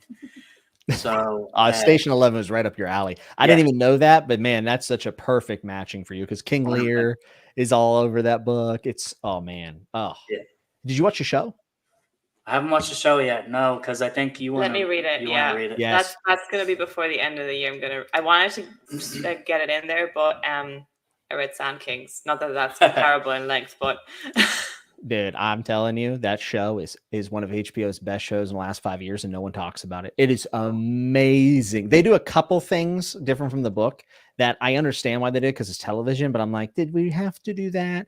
But they changed some stuff that's really good changes too. So but it's close. It's very close. And the thing is, it has the spirit of the book, which is all that matters. And the performances in that show, David Cross is in it, who I love. He's one of my from Arrested Development. I absolutely love David Cross. But just in general, the writing, the acting, the cinematography, it's a phenomenal show. Is it a miniseries? Yeah. One season, just boom. I think it's 9 episodes. It's like a weird amount of episodes. I think it's 9. It is tremendous. So my Kelsey, my wife, did not read the book, but she watched the show and she's like, "This is amazing. Like, I should read this book." And I'm like, "You should read this book. It's really good." Cool. Yeah, I don't know that. I got so emotionally invested in everyone because all of the things that they cherish are the things that I would probably cherish too if something like that happened, you know? When it happens. And kind of did happen, but yeah. I like the guy that creates the Museum of Crap is so touching. I don't know, and it's not even that anything bad happens there. I'm just like, every scene here is making me tear up or choke up, but it's just I don't know, because you think about the crap you would want to see there. Yeah, exactly. You're like, how excited would you be to see like an Etch-a-Sketch? Like, you'd be like, I remember those. Yeah, it's like whenever you see like an old toy or something that was like really like when I see a Furby, I'm like, that's awesome. Yeah, I remember that. I was too poor to have one, but I remember wanting one. Like real bad. I had like Burby. My parents got like the Big Lots version, you know, like the Great Value version, and it was just like this little demon monkey. No, I'm just kidding. And liking that dumb shit is what life is all about. That's right. It's so true. Pretty much. Spoken like a true consumer. Yeah. That just reminded me really randomly. Somebody in work today, like we sell like some toys in our kids section in the bookshop. And somebody bought, you know, those like phones. You have been buying so much crap working in this place. We have a book dragon now. Sorry for interrupting you, but we have a book dragon. You can see it over there on top of that box. It's a bit indistinguishable, but it's the book dragon. What's his name? Dexter. Anyway. It's an aside. But you know those like toy phones that you'd have as like a toddler where you can like spin the dial, you know, and it has a face on it. I think there's one in Toy Story like that. We all had the same one. They all looked the exact same. Like, it was a big thing in the 90s. And apparently they still sell them, and somebody bought it, and I was like, is a kid these days gonna know what this is? Like, nobody has phones like this anymore. That's a really good point. Like, why do I have to hang it up? Like, what is this receiver? Yeah. Yeah. Oh man. Yeah, made me feel really old, but also very nostalgic. That's the kind of thing I'd expect in a museum of crap, to be honest. Same. Yeah, it's full of things that we think are insignificant, but really, really aren't, because people give them meaning. Mm-hmm. And yeah, they're the story of us. Yeah, in a lot of ways. I mean, you know, if you walk through a post-apocalyptic town in 2000 years and, you know, this stuff was laying around in my house, you know, you'd probably be able to maybe start forming a narrative, which isn't that kind of what history is in a lot of ways? Like we find relics and we try to piece it together. Yeah. Maybe in a more personal way, seeing our crap, you know, in the future would give them an idea of like who we are. Yeah. That book's gonna make me cry, isn't it? Yeah, many times. Many, yep, many sure will. It's a great book. I mean, I really recommend it. And you know, one of the things that I've been trying to do more of, and because I'm becoming to appreciate it more, is just brevity and things being able to be accomplished in a short amount of pages. And Station 11 is one of the best examples of that, I think, out of the books I've read. I think even Illich is a really good example of that as well. Yeah. Fever Dream, Sand Kings. I've been really trying to go for that more so. Stoner would be another example as well. You know, I love me 1,000-page chunker, but it seems more and more the books that I really love are the ones that are telling me a story without the words they're writing. Yeah. I have been going sort of in the opposite direction to you in the last couple of years, in the sense that I had a real fear of books over 800 pages for the longest time. And I never really read books over, 700, 800 pages, taking it, bar a few, you know, like a few exceptions. You barely read books over 500 pages. And I don't know, I've been trying to stretch myself a little bit, and I've had my issues with some really long books, but others. Tad Williams. But Tad's funny. Tad's funny because Dragonbone Chair, I wouldn't change it. I wouldn't change a thing. It's perfection. Then Stone of Farewell, I probably could. I'll be so curious what you think about book 3. When I read it, and I will read that when I am in the mood for that vibe. And if I go into it being in the mood for that vibe, not like I'm pressuring myself to read it because I have to read it with people, I'll probably enjoy it and I won't care. Even if it is a bit long-winded. But I think it was also like, we were traveling at the time. I had to buddy read it. I was also reading some other stuff. And then I was like, okay, I need to get through this. And then Tad's taking his fucking time anyway. Yeah, he is. You know what it is? I've actually had this. So when I go on trips or vacations, I never take a book that I feel like is too long, because I think what happens is in our day-to-day life, we're traveling, we're switching places, and we feel like we're doing all this stuff. And like, we feel like a lot of time has passed, and then we're still reading the same book. And you've only read 200 pages because you're busy, but you're also moving places. So you feel like this progress in your day-to-day life, and then you look at this book and you're like, I've been reading this thing forever. Like, I was reading it in Colorado, now I'm reading it here, now I'm reading it in Ireland. Gee, like, I'm tired of flipping these pages. So I've always found vacations I do better if I take nothing longer than 400 pages. Like, I'm going to knock out I'm going to try to knock out a Civil War historical fiction book on my flight to Denver this coming week. And I'm picking it solely because I know I can get it done on the trip, and it'll just be that'll be my Denver book when I go. So that's the American Civil War, right? Yes. It is called The Killer Angels by Michael Shara. Won the Pulitzer, and I've heard it is one of the best American Civil War books of all time. I mean, some people say it is the best. I read. Tell me that title again. It's called The Killer Angels. And just based on the quotes he picks out for the book at the beginning, because, you know, like before the story starts, people put like inspirational quotes or whatever. Some of the quotes he chooses, it tells you exactly what he's getting at with the book, and it is really touching. And yeah, I'm real excited about it. Cool. That's not an era of American history I ever studied or. It's all about the Battle of Gettysburg, 4-day battle that turned the tide for the Union. It follows General Lee. It follows Longstreet, I think his name is. I, honestly, other than the people everyone knows, I don't know too much about Civil War. James Longstreet, yes. There it is. Yeah. And so he gives you a little guide at the beginning, like who we're going to be following, who are the armies, what are they about, what is this war about? And he is accurate. He doesn't try to like sugarcoat anything. Mhm. And just based on the prologue in the first chapter, I was like, whoa, this is like great.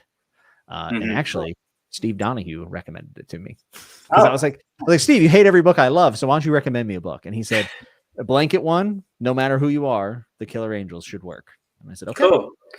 Cool. And so Yeah, far, I know. so good. Cool. Yeah, I don't think I've ever read anything about the American Civil War. I know embarrassingly little about it, to be honest. The only Civil War stuff that I have, this is a deep cut, but maybe you'll know, there was a Patrick Swayze show. I have no idea. You When it know? comes to, if it isn't horror, I don't know anything about like Okay. visual mediums. Like I don't know actors' names. Like I'm terrible. North and South, I think it was called. And it was an old TV show from the 80s, maybe. Yeah, I Evie love said that North show. and South. Yeah. North and South. Great show. Yeah. Watched that when I was 15. Loved it. Don't know why I was watching that when I was 15. 2004. There you go. Yeah. North and South. That's great ratings. It's a really good show, Jimmy. it's a great show. Man, maybe I'll have to check this out. Oh, are those based on books, Kev? John Jakes? Okay. I know that there's one Civil War movie that did do well, and I want to say it's Gods and Generals, but I might be wrong. That is like really inaccurate and like grossly misrepresents a lot of things, but I don't know which one it is. But I've watched a snarky YouTube commentary on it once, and I enjoyed it. Obviously, the YouTube video had to be completely factual and 100% accurate, right? There's no way that they wouldn't frame it in a bad way. Bridger confirming that John Jakes wrote North and South. Hmm. That's cool. Is that people in the chat, is that a book series? I imagine it is, because that TV show was pretty long. And yeah, I think you would enjoy that actually, Jimmy. When I was younger, I really did like the Civil War, and we always had like reenactors come and like talk about the Civil War, and I always thought it was really cool. And then I went to Gettysburg in 6th grade or 8th grade, and it was a really cool experience. And actually, Gettysburg's only a few hours from me, so I think we're going to take my father-in-law. He likes history a lot. I think we're taking him to Gettysburg at some point, hopefully soon. So cool. I felt like it was a good time to read the book, and the recommendation came through, and I was like, it's only 300 pages, I think. So I was like, perfect, let's do it. That's a good endorsement. I'm on that wavelength at the moment as well. Like, if it's less than 500 pages, I'm a lot more likely to pick it up. It's not that I don't like big books, but I'm very picky right now with the big books I picked up. Like I'm reading through Otherland right now, and I was going to do one of those a month, and I was like, oh no, I'm not, because it's Tad Williams, and it's Tad Williams doing the most off the wall stuff I've ever read. Like it is nonsense. Like, I literally don't even know what's happening, and not in like the Malazan way or the Book of the New Sun way, but like in a different, like Tad's just messing with me kind of way, it feels like. But I'm very picky with the longer books. I really want to pick up oh snap, what's it called? Red Leopard by Marlon James. Black Wolf something. Red Leopard. Yeah. Yes. I've been wanting to read it, but it's so big. It's so big, and apparently it's super dense as well. So and then I've been wanting to pick up Cushiel's Dart by Jacqueline Carey. Oh yes, that's been on my TBR forever, dude. It's been on there forever. Too big. You know, Jimmy, there's this other book that's long, but not that long. If you want to fit a long book in, it's called The Power of the Dog. I did buy it. Okay. Very good. Wait, isn't this the book that has two different? Yeah. There's two different books, and they're both by really good authors. So it's not like, oh, this is obviously the one. This one has 1 star. Like they're both revered. Yeah. And I bought both of them because I didn't know which one I was supposed to buy.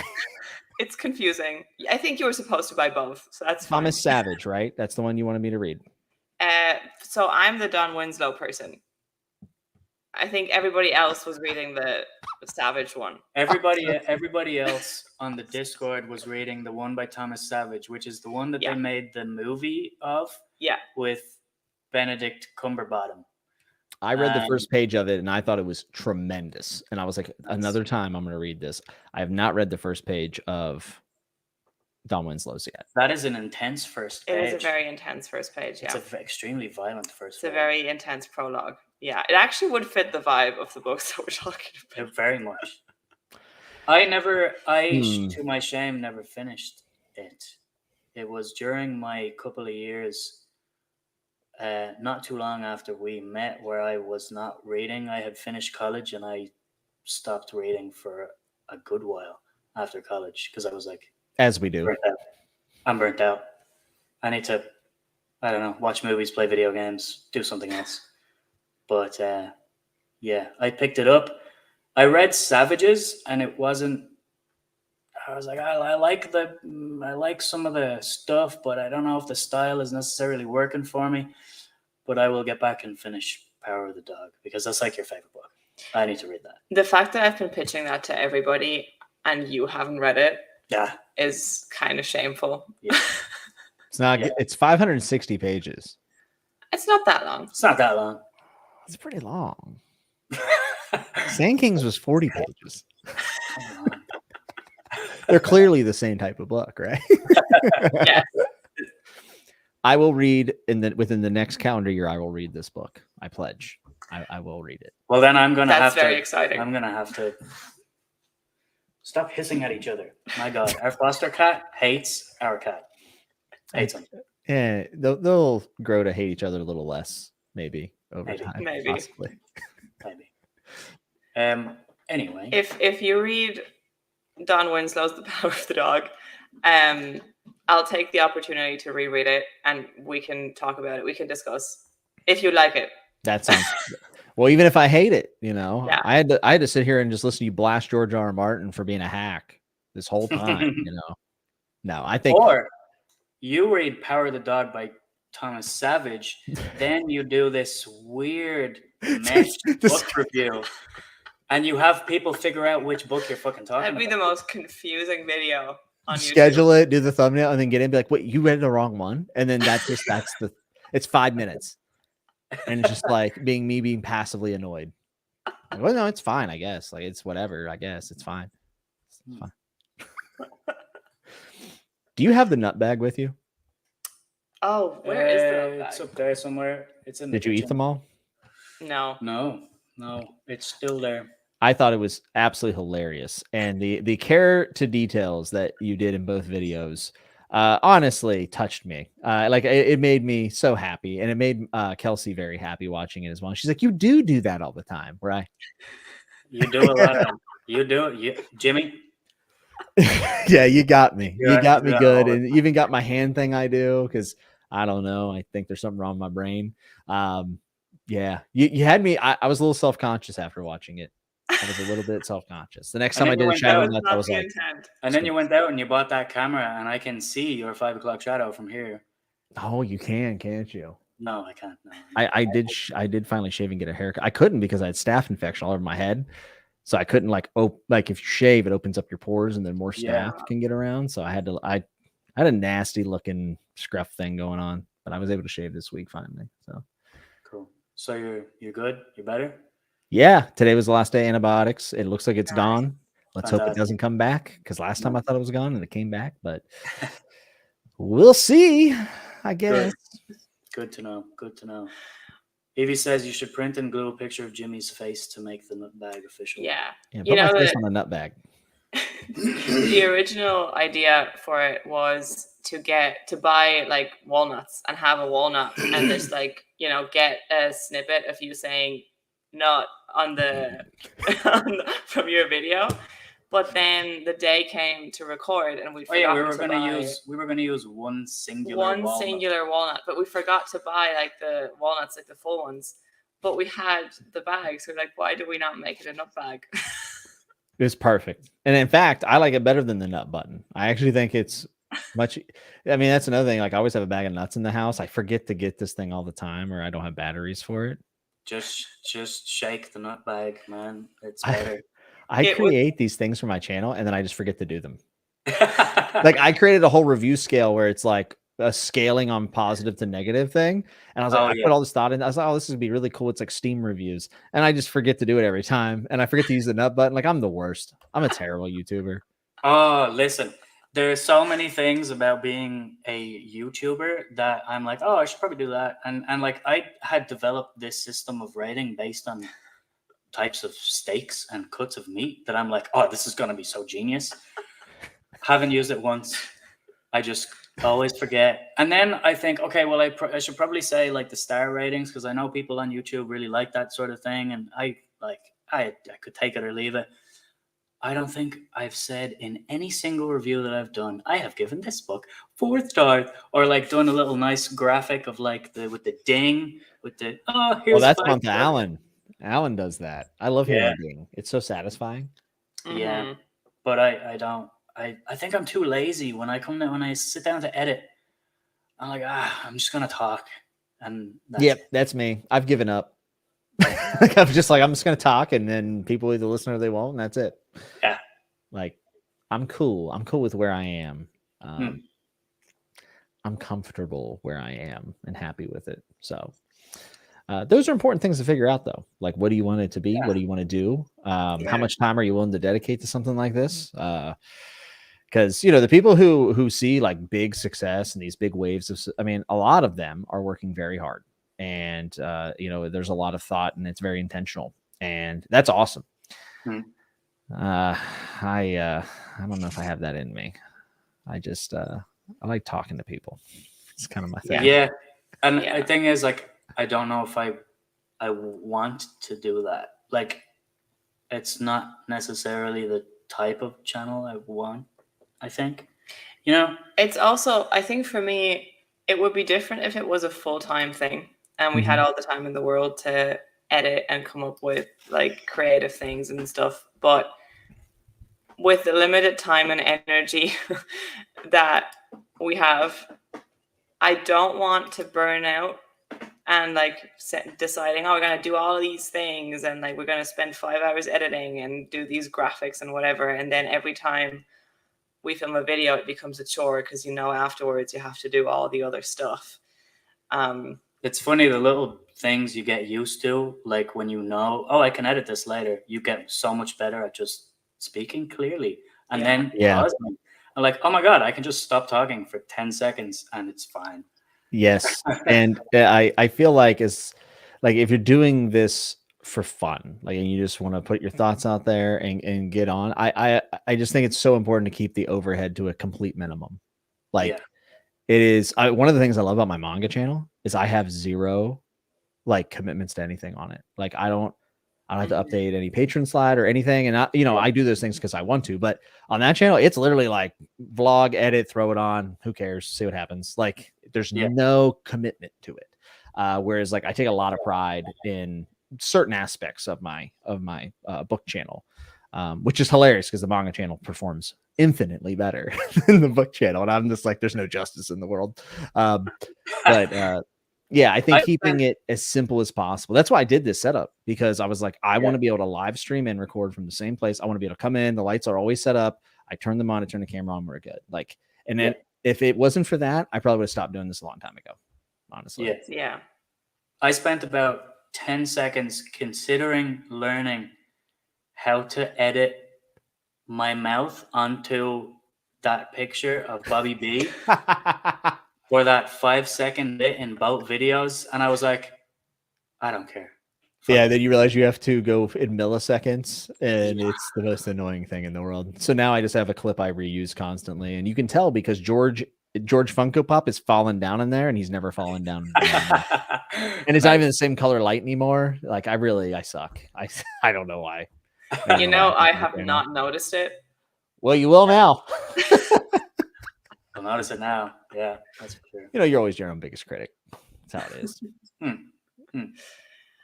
Before I forget, and this is an awkward segue because we were talking about short books like 15 minutes ago, but speaking of short books, Kindred. I also read Kindred by Octavia Butler. Yeah, we didn't cover all the books. We did not.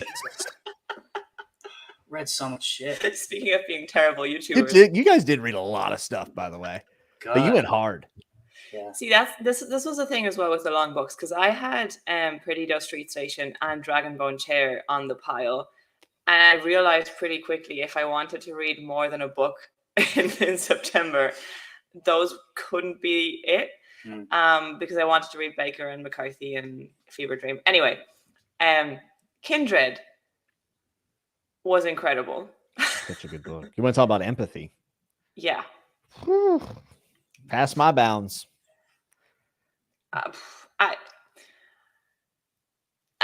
The amount of stuff that she gets in there in like 300 pages, I think it is. And it's such heavy subject matter that isn't like undercut with humor or anything like that. Like it's really heavy, and yet she writes it in such an engaging way. Like it is a page turner. I read it in like 2 days. Yeah. And at the same time, it's a gut punch after another.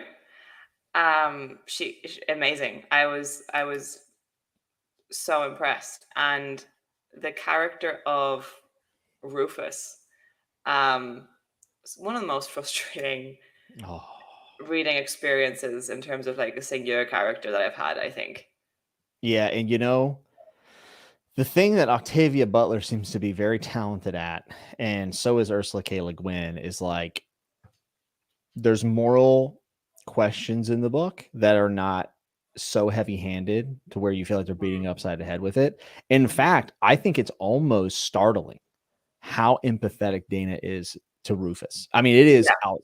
And if I didn't know who wrote the book, I would have been like, this is written from a super optimistic perspective of someone who doesn't have any idea of what this was like and doesn't have any ties to it. And then you turn and you look at Octavia Butler, and she knows everything about this time period, and she has some personal, like investment in the story, right? Just because of her family and her history and everything. So it's like the fact that she chose to focus on that, is why that book is beautiful. And I think there's, and I haven't read Babel by R.F. Kuang, but I know enough people I trust that have said that like R.F. Kuang is not necessarily subtle with what she wants you to see as being what's moral, what isn't. Whereas like Octavia Butler just does this like sweeping story of trying to like get on a level where you're like, we're both humans, we're both doing this. Like I can change the way you look at the situation. And it's horrible. I mean, it is one of the most disturbing books. I've never been so mad reading a book in my entire life. Not once. I mean, I was so mad the whole time. Dana has a lot more empathy than I do. I mean, it's frustrating. Like you're like, just stab him in the head. Like just kill this guy, which maybe says more about me than Dana, but yeah. And at the same time, because you're reading about a main character that is so convinced that she can see the good in this person, or that she can get the good out of this person, and refuses to give up. And like you said, specifically because it was written by Octavia Butler and not by a different person, I was questioning myself and thinking, okay, maybe he does deserve this empathy and this second chance, and I'm just not seeing it. What is wrong with me? Why am I not capable of seeing that? And then it kept advancing, and I was like, yeah, no, he doesn't deserve it. Like this guy just needs to die. And then 2 pages later, again, I'd be questioning myself and saying, but should I be having empathy with him? But realistically, like, did he stand a chance with how he was raised, with the father that he had and the mother that he had and the environment that he's in? And then continuing and saying, yes, he did. He could have chosen better. He could have done better. So I kept going back and forth because of the main character that we have and because of how she is with him. With any other character interacting with him, I probably wouldn't have questioned myself so much, or like questioned the situation so much. Kind of genius, I think. I think her writing style was also genius because there's absolutely zero spectacle to her prose. It is extremely straightforward, and it has to be. It has to be written in plain language and in terse statements. And she never goes on this big metaphorical, beautiful sentence, because that's not the reality in which our characters are like in. And I think that that's it's a perfect pairing of style to what like story or narrative that you're telling. Like she picked it perfectly. Do I think Octavia Butler could write some like really beautiful sentences and similes and all the, yes. She didn't have to. She told an excellent story. And that's why I think I said in one of my videos, I said I thought the writing was amazing. And someone was like, her writing's super generic.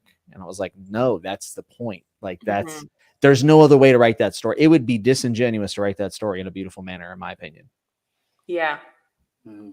That's a great point, because it is very to the point. And if it was flowery or beautiful, reflective, metaphorical, it would hit different. And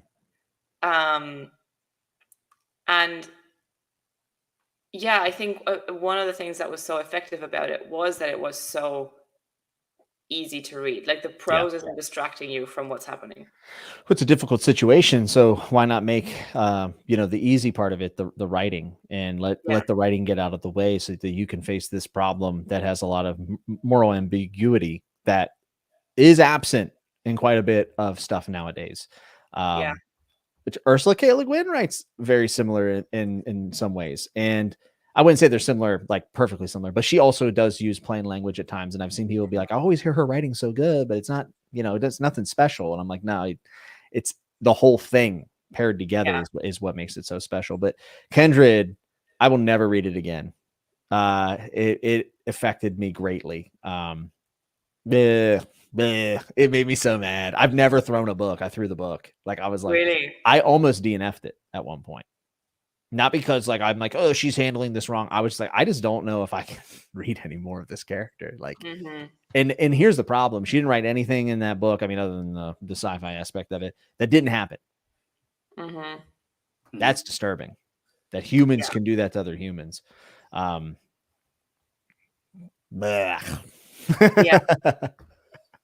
then people wonder why I'm so pessimistic. No, it's fascinating. It's fascinating and brave to take on the POV of Dana and make her the way she is, because it would have been very easy to write the story in the way we feel. But whew, she took the high road. It's also like you said, you brought up pessimism. I think because it's not. What am I trying to say? It didn't feel to me like a pessimistic book, but it made me feel pessimistic about humanity. Does that make sense? Like, because I don't think she's writing it as like, look how horrible we are and everything's horrible and we should all just sit there and be miserable, because Dana is not that kind of character. And yet it is depressing. Dana is doing a difficult thing and constantly not being rewarded for doing the difficult thing. She is constantly being punished for doing the correct things. And that is really hard to read. And it makes you wonder why anyone would try. But to be honest with you, people hadn't tried, we would be in a very different world, especially in America. Coming out of that period. I mean, the Civil War, one of the quotes in the beginning of that Civil War book was like, it's the one time where people put man above country, like the freedom of a fellow man above that of the state. So many times it's been state for state, land versus land. And there were disputes that, other side things, but I mean, predominantly we're talking about the freedom of human beings. And, that was not an easy thing to do either. So like, it's just, it shows you how much, or how difficult it is, and how maybe this is a clue to why so many people just went along with it. Yeah. That's something that I always take away from these kinds of books. And it doesn't have to be specifically about slavery. It can also be like, fascism, like early 20th century Europe, and like that, those kinds of stories. The how could people go along with it question, like how could people just accept it, people turning a blind eye to it. There's a wealth and a I guess a comfort and a privilege to some people who aren't necessarily directly involved but tangentially benefit from it. that just want to keep the status quo because it's comfortable. Yeah. And it is uncomfortable to change the status quo. But I think, obviously, I haven't read Kindred, but if it's coming from a perspective of, or if there's a perspective of a person who, you know, is not necessarily directly involved, but just sort of tangentially benefiting, that's quite interesting. Yeah. Yeah, I find that fascinating. I find that a fascinating human psychology, I guess, aspect of like herd mentality and like this, how, you know, when like, oh, but people drawing the line somewhere hypothetical, but then the closer you get to the line, the more you push the line back, like that kind of thing. That,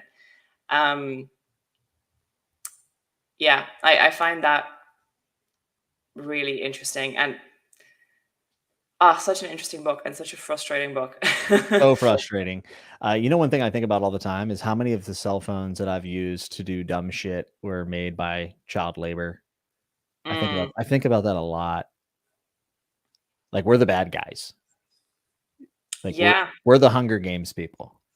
Mm-hmm. We are. Yeah. You know what I mean? Like, who's to say in a couple hundred years people look back and be like, I can't believe they did that, you know? It's weird. Yeah. It's that is uncomfortable. Very uncomfortable. Yeah. And it's something I thought about after Kindred, you know, because you think about all the situations in which people are doing things and kind of like what Carlos was saying, maybe not even directly involved or benefiting or whatever. But, you know, it's a big system. And yeah. Okie Dude said, thanks for making me feel good about the world. Hey. This is the world. Yeah, it is. Yeah. Did you ever feel reading Kindred, like you were saying, she's constantly trying to do the right thing and never gets rewarded for it? Did you ever feel like she was going to get rewarded for it, or when did you stop believing that she would? Well, there was a point midway in the book, and that's whenever I like threw the book, and I can't remember exactly what happens, but I know it's like a pivotal scene, like where a lot of people give up. I just gave up hope. And like you said, I had been going through this back and forth with Rufus in my head. And then at one point I was done. Like, I was just like, but you know what I never did? I never said, well, stupid Dana, good. I never said that, which is also a testament to the writing in a way. I never felt like Dana was foolish. Not once. I always thought she was being noble. Yeah. And really strong. Like emotionally and like mentally as a person, like the strength to choose to see good in someone that has done nothing to deserve it. Yep. And you got people running around in Cormac McCarthy novels just cutting people's heads off. Like, yeah. Like, where did that change? Like, oh man. Britain wants to know, I wonder what you'll all think of Tender as the Flesh. That is a cannibalism hot girl book by an Argentinian writer, I think. Ooh, I like hot girl books. Agustina Basterrica. Yeah. I think. Oh, there was already a conversation about that. Evie. Yes, Evie read it. Of course, Evie read it. Cool. We'll read that. Disgusting, horrifying, amazing. Those are 3 words put together that will make me read something. Yes. I originally gave Tender as the Flesh 3 stars, but it's stuck with me more and more. Yeah. Oh, look, I could say a lot about the interesting 3-star books. There's a lot of books that I would give 3 stars to that I think are more discussion worthy than a 5-star or a 1-star, to be honest. 100% agree.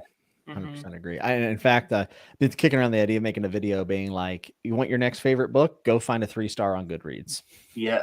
Yeah. And just looking how polarizing it is and then using examples for me. Because, like, you know, a lot of books I like are 3 stars on Goodreads. A lot of the Baslag books, Daniel Abraham books, Dandelion Dynasty, at least Grace of Kings is there. The Night of Mannequins was also another one that was like 3.3 or something. And I'm like, you guys are out of your mind. It's The thing that I've noticed, at least since getting more into fantasy the last few years, is fantasy is a lot more generous on Goodreads. That is true. Like, you go look at any literary fiction, and it could be widely considered an amazing book. It could have won prizes, awards, blah, blah, blah, critical acclaim. But the chances are it'll have a 3.5 because go read McCarthy's reviews. I mean, I think Yeah. Outer Dark has a 3.8 or something like that, you know? Yeah. It kind of, to me, it's always indicated that, oh, well, something here is kind of interesting, at least. Especially, I think, for the fantasy books. Like a fantasy book, I go check a fantasy book on Goodreads. If it's got above a 4, I'm like, okay, it's a good chance I'll enjoy it, you know? And then it sort of depends on what the reviews are saying. If it's below that, that piques my interest. But yeah, I think literary fiction and that kind of stuff, if you see a 3.5, loads of reviews, Read it. Read that book. Yeah, that's right. But hot girl books. So, Jimmy, you gonna read more hot girl books? Oh yeah, Latvona is on the docket at some point. It's just whenever. Oh, it is for me too. I'm so excited. 2 for 2 with her, or 3 for 3? I don't remember. She's good. I'm gonna read Latvona. Yeah, Latvona is the next one on the list, and then I got a couple other ones I can't remember the name of right now. But like, it's just a general type of book that I seem to enjoy every now and then. Just actually, they're great plain reads. To be honest with you, I think they're fantastic. They're short. They're short. They usually have very flamboyant covers, and I enjoy having those on plane. I like taking books on planes where people are going to look at me weird. I'm a big fan of that. Yeah. You know, I don't want to have like the James Patterson or even, you know, I don't want a Song of Ice and Fire book on the plane. I want boy parts. I want my year of rest and relaxation. I want to make people look at me sideways. That's what I want. What's that book that we have? It's somewhere. It's like I Love Dick. I Love Dick. Yeah. I read that purposefully in public. Huge writing on the cover. I Love Dick. Yeah. What's As in Richard. As in Richard. Obviously. But it's not called I Love Richard, of course. Genius. Yeah, I read that in college because obviously in college that's the kind of thing that you would pick up. And I purposely read it on public transport, which was really fun. Oh, I imagine. That's amazing. Oh, Penance. Kevin said Penance. That's the one. That's the other one that I've been wanting to read. Yeah, I want to read Penance. Boy Parts was so amazing. I could talk for hours about that book, but one would have to spoil everything, and you need to read it. I need to read it. But oh yeah, the main thing about it that I just loved as well is just the language, the use of language, that she just wrote it how she speaks, or how I would speak as well. And it was, in my opinion, pretty well written. And it's exactly the kind of thing that they tell you not to do when you're writing. And she did it, and I think she did it well. And I think that's when you're allowed to break the rules, you know, if somebody is, that's right, they know what they're doing. So like, she just went out and broke every fucking rule in the book, and in my opinion, wrote a damn good book. Yeah, I mean, I think Stephen Graham Jones' Night of Mannequins also goes along in that same kind of vibe. And I think you could read Boy Parts and probably think it's just some like super topical surface level garbage. I think you could read it and have that experience, but there's a lot there to discuss, and there's a lot of like little details and clues to things that I think are fascinating. Same way I feel about Night of Mannequins. All the 1-star reviews of Night of Mannequins I read are like, this book is not what I expected, or like it was stupid. It didn't make sense at the end. And I'm sitting there like, oh my God, that ending was phenomenal. You know, there's so many clues to it. I would recommend Night of Mannequins to you both. I actually, if you're into horror, I think it's very good. It's like 130 pages. So short. Good. Very good spooky season read. Nice. Who wrote that? Stephen Graham Jones. The audiobook is very good as well. But who wants to pay for an audiobook that's like 2 hours, you know? Only Good Indians. Yeah. I remember. That's the other one I read from him, and I also liked it. I like Night of Mannequins more. Night of Mannequins is a 5-star read for me, and that is certainly a hot take from a lot of people because it is not ranked very highly. But. The one that interests me most next, because I really liked The Only Good Indians. I love the voice in that. I just really like when people write. You're gonna love Night of Mannequins. Yeah, it is, dude. It is. The style of it is amazing, and there are some things in there, like just the way he does it in 130 pages. It's crazy. It's crazy. The one that I am really excited to read by him is Mongrels. And I'm not sure if I would be into the other one that he has that we see all the time, My Heart is a Chainsaw, because I'm not really into slasher movies, but I've heard from people that even if you're not into slasher movies, the book still works. But Mongrels, I think, is the one that I have had my eye on. But 130 pages, Jimmy. I'm telling you, Kelsey's reading it, and she's not a very fast reader and doesn't read a ton, and she's gonna get it done 3 days. So cool.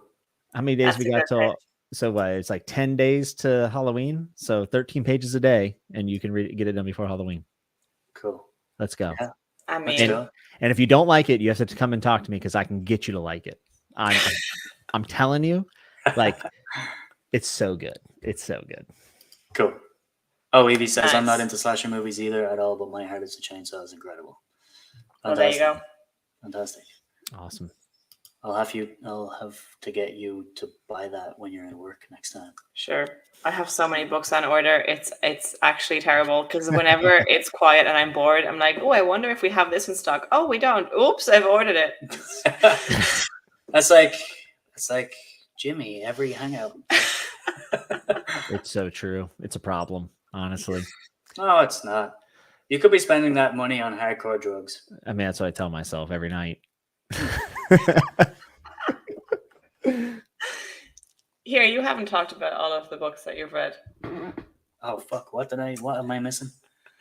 Black Company. Black Company. The Vibes. Okay. Interesting book to bring up, actually, because I had my issues, but I liked it a lot. This is one of those interesting 3-star books. Yes, and also not very representative of the series. It is probably one of the most not representative book ones of a series. I think there's a lot of good stuff in there, and there's stuff that's consistent, but it is not what's amazing about Black Company. Black Company opens up in book 2, and Shadows Linger is fantastic. It's so good. Very, very Edgar Allan Poe-esque. I think what really stuck out to me is obviously the banter between all the main lads in the company is good. I would have taken a whole book of them just sitting around playing cards, shooting shit, because I love those chapters. Those chapters were great. And also all of the descriptions of the creatures, the Taken, the Taken. I'm blanking on the name, but anyway, the one that like one of the wizard dudes has this connection with him. We're not sure. They say him, but she's a she. I don't know. Some of the descriptions, those are just so heavy metal, to put it. Yes, it is. It feels like heavy metal fantasy. It really is. But I think my one biggest complaint, or just, I don't know, my experience with this first one anyway, is that it was at times, even within the chapters, kind of disjointed. And I found his description scene to scene, it was difficult to follow. So I wasn't always able to really picture where we were going or why, but it also felt like it didn't really matter most of the time.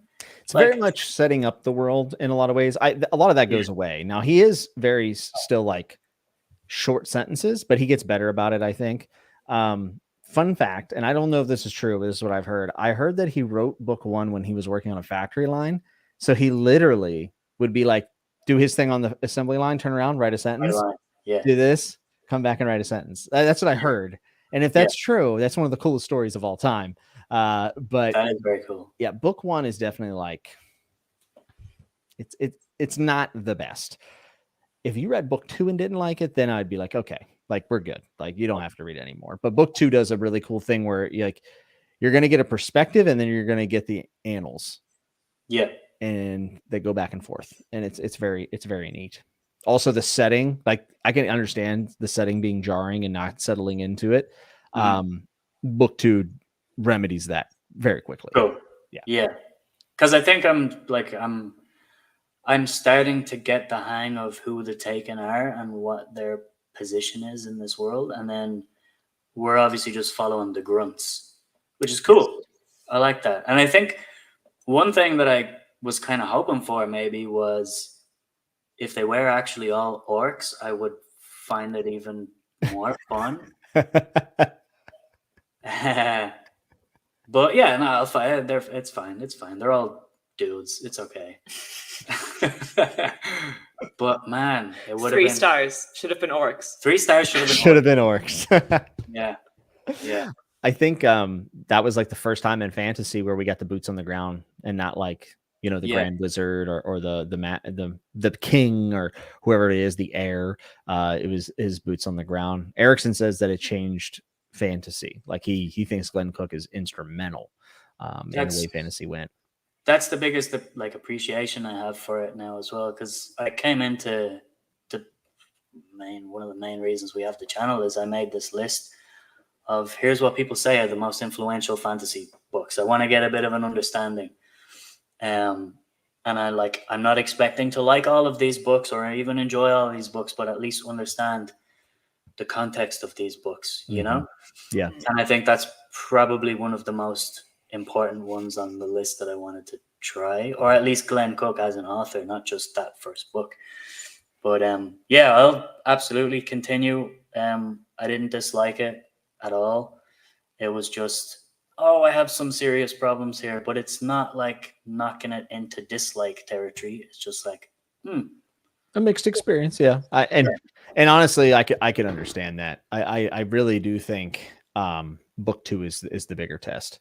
If someone came out of book 2 and were like, I'd be like, all right, fair play. Yeah. I saw somebody mention, and I will bring him up, even though I know you were not a fan of this book, but I am currently reading Prince of Fools by Mark Lawrence. Yeah. And, well, Jimmy, not my favorite Mark Lawrence so far. I saw your thoughts in the Discord. You were saying how you were kind of having a hard time getting your footing. That's what I felt the entire book. Yeah. I'm like, some bits of my criticisms of The Black Company apply to Prince of Fools too. And it's unusual because I'm usually very there for all of Mark Lawrence's writing. But so far, I think what I'm digging is all of the stuff I expected to dig, like the sarky, tongue-in-cheek attitude to the narration and the way he introduces characters with little bits of quirky, descriptions. But I think scene to scene, I don't know what the flow is yet. But I don't know. Maybe. I never got into a groove ever with his writing, and then there was some inspirations from other things that I was like, hey, I've read too much of this lately. I won't say it because it's I guess it's kind of a spoiler, but I was just like, Nordic stuff. Yes, that's right. And I was just like, I don't like this. Like I used to be like, I want to read more of that stuff, and then I did, and I was like, I actually don't really like this all that much. I will try other Mark Lawrence stuff though. I'm not swearing him off, even though he's my rival. The Prince of Fools was just like not offensively bad or anything. It just did nothing for me. Yeah, just not your thing at all. Yeah, I just was like, I couldn't tell you a thing about the book. I completely forget everything that happened in it. And I remember I was really excited about it because like Mark Lawrence writes a ton. So I was like, ooh, if I like this, I get to go back to Prince of Thorns. And so I read it last Christmas. It was one of the 5 patron books I picked in December. And I remember I was reading at my in-laws' house, like next to like they have like a fake fireplace with like heat coming up. It's very cozy. And I was like, the best. I was underneath a blanket and I'm just sitting there and I'm like, I gave that book everything I had. And I just did not move me in the least. I was like, damn it. Yeah. Sometimes those are the worst when everything is working around it and you're really excited for it and you're almost convincing yourself that you're going to have a great experience. I think that's what happened to me with A Shadow in Summer. I was so convinced that I was going to love it, and I'd hyped it up so much in my mind, and I was so excited for it. And it's short, and I was like, I'm going to blast through this. And then you set yourself up for failure.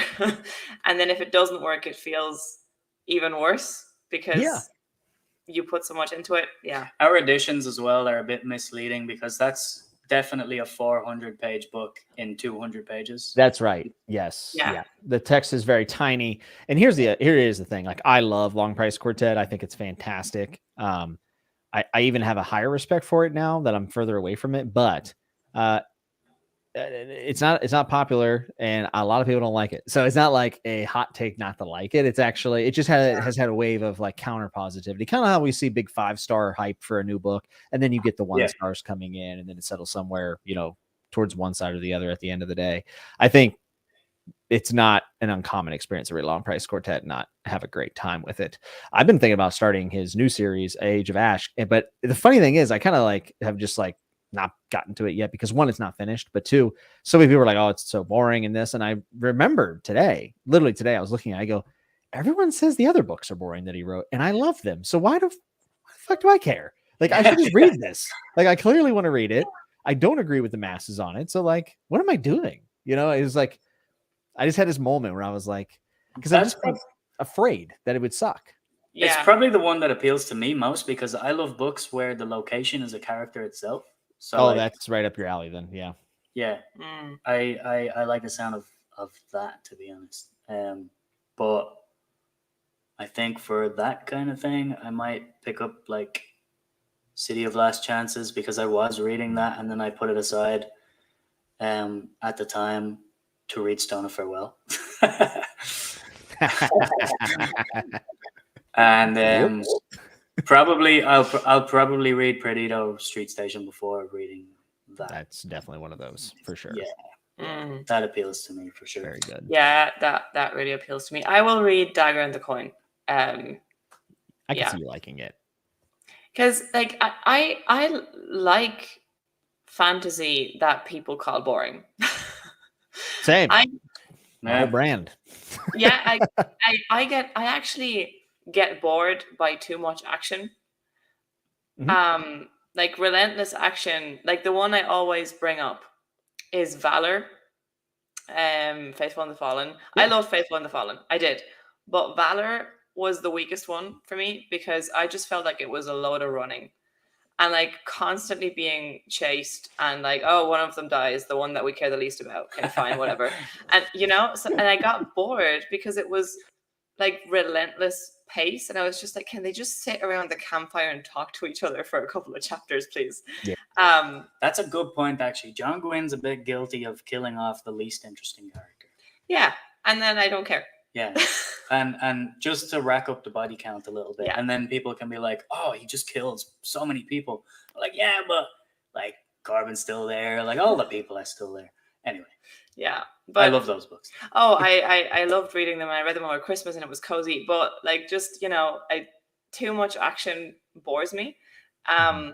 So I like political intrigue, and I think it was the poses. The poses didn't work for me. I just didn't know what to picture, and it angered you. It annoyed me. You know what? You almost threw that book. She doesn't throw books. I don't throw books. She does not throw.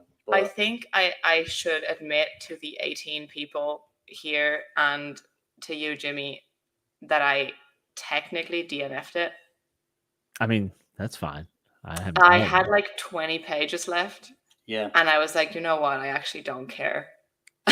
Yeah. I mean, I DNF'd, what was the Islington trilogy? Lycanius. I was like 77% of the way through book 3. And I was like, I don't care. You just run out of steam. Yeah, and I don't think there's anything wrong with that. What I will say is the Dagger and the Coin is way more close to what you would expect from like an epic fantasy, but still its own thing, and has one of the most compelling antagonists in fantasy. Cool. Yeah, and also I really like Kithrin. She's awesome. She's a prodigal.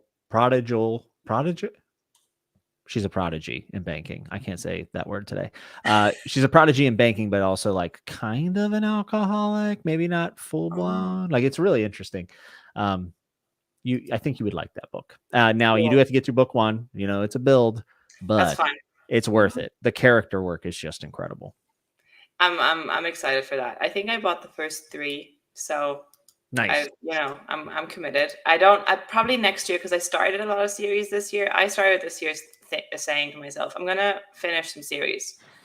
And what did I do? I started a bunch of series. So I did the same thing. Welcome to my world. Yeah. It feels like having too many tabs open. And and I need to close.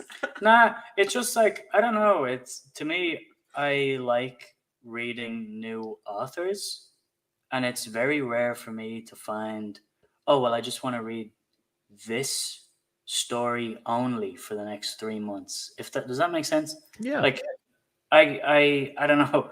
I'm the opposite. I think I've read too many different kinds of things, or I'm used to reading too many different kinds of things at one period of time. So like I need to bounce from thing to thing, or at least author voice to author voice. I can read a bunch of fantasy in a row. I can read a bunch of crime in a row, but I do enjoy going from different author to different author, or a different perspective to different perspective, to be honest. Yeah, I'm with you. It's rare something commands me to like drop everything. Even the second Apocalypse of R. Scott Baker, I read the trilogy and waited a year to read the sequels, but when I started the sequels, I dropped everything. Like read book 1 and I was like, what is he doing? Yeah. Oh, well, I mean, I say that, and like George has just consumed me. Georgie Porgy, man. You know, there are those are the best though. Those are the ones that can literally wreck your life. Yeah, 100%. I mean, he's taking over Mark Lawrence, and Mark Lawrence is one of my favorite writers. So like, I love to hear it. One thing I will say about Prince of Fools though is I am getting a lot of enjoyment of it being in the same world as Broken Empire, and having read Broken Empire 100% enhances the experience of Prince of Fools. That's what I've heard. Yeah. And now that I'm reading it, like I know that some readers picked this up first and like this. But I think there is so much more going on if you've read The Broken Empire. And I got it on the Patreon mail, so I didn't have any choice. I had to read it, and I was like, okay, like I'll just. And then people had told me that, like, don't read it because you got to reprint. So I was like, nope, it's on the Patreon wheel. I got to read it. Sorry. Yeah. And I do think that probably had some impact, right, on reading it. Yeah. Ryan says, my mind is like an internet browser. I've got 19 tabs open and 3 of them are frozen. I don't know where the music is coming from. That speaks to my soul. Yeah. Isn't that's pretty much me. Yeah, and I'm the person that keeps closing tabs, and you tell me, where did the tabs go? And I'm like, I closed them because you didn't use them in 30 minutes. This happened just yesterday. Right. So I broke her laptop because I kicked it or something. I don't know what I did. And now you're using my laptop, and I'm like, where's all my shit gone? Where's all my shit gone? I had 10 tabs open. Where's all my shit? And you're just like, I made it look tidy. Okay. That's fine. Anyway, somebody says, I read Red Queen's War first and then Broken Empire and still loved it. Very nice. That's good to hear. I don't have any. Oh, I don't understand this comment. I don't have my ducks and rod flamingos in there at a rave. I think she's saying she does not have things. I get it. She just kind of goes with the flow. Yeah. Flamingos at a rave. Great imagery. Flamingos at a rave. That's fantastic. Okay. Did we cover all the books? Yeah, I think we did. Did we cover Tolstoy? No, we did not cover Tolstoy, actually. Yeah, we talked about it before the stream. That's true. We started early. So, Jimmy, the Russians. I have recently read Dostoevsky, and then I read my first Tolstoy, which was The Death of Ivan Ilyich.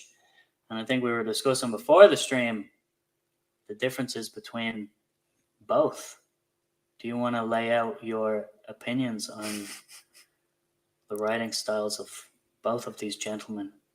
I find Dostoevsky to be bombastic, I guess would be a word I could use, and very loud. And I find Tolstoy to be much quieter, and I prefer Tolstoy greatly. That's an excellent comparison, and I like both. So yeah, I read Crime and Punishment, and it was like experiencing a spiraling manic episode where the book itself gets messier and more convoluted the more you read it, and the more Raskolnikov tries to justify everything in his mind. It is just at every turn you are like, no, you're stupid. But oh my God, if I was in the same situation, I would say the same thing.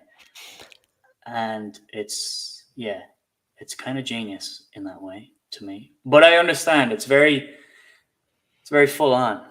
Like, I don't think also some of the dialogue, I don't think that's how people would actually speak to each other. That's what drives me crazy is the dialogue. Yeah, the dialogue what gets me. I absolutely get that. I think I can grow to appreciate it. It's just going to take a couple more times. Where Tolstoy, it was just a glove, it just went on, and I was like, we're good. And it's crazy to say that about a translated work. But yeah, I just had no issues with anything. I've read a bunch of his short stories now, decent chunk of Anna Karenina, but not quite halfway. And then The Death of Ivan Ilyich is just one of the most impactful stories I've ever read. Yeah, I found it is a bit depressing, not gonna lie.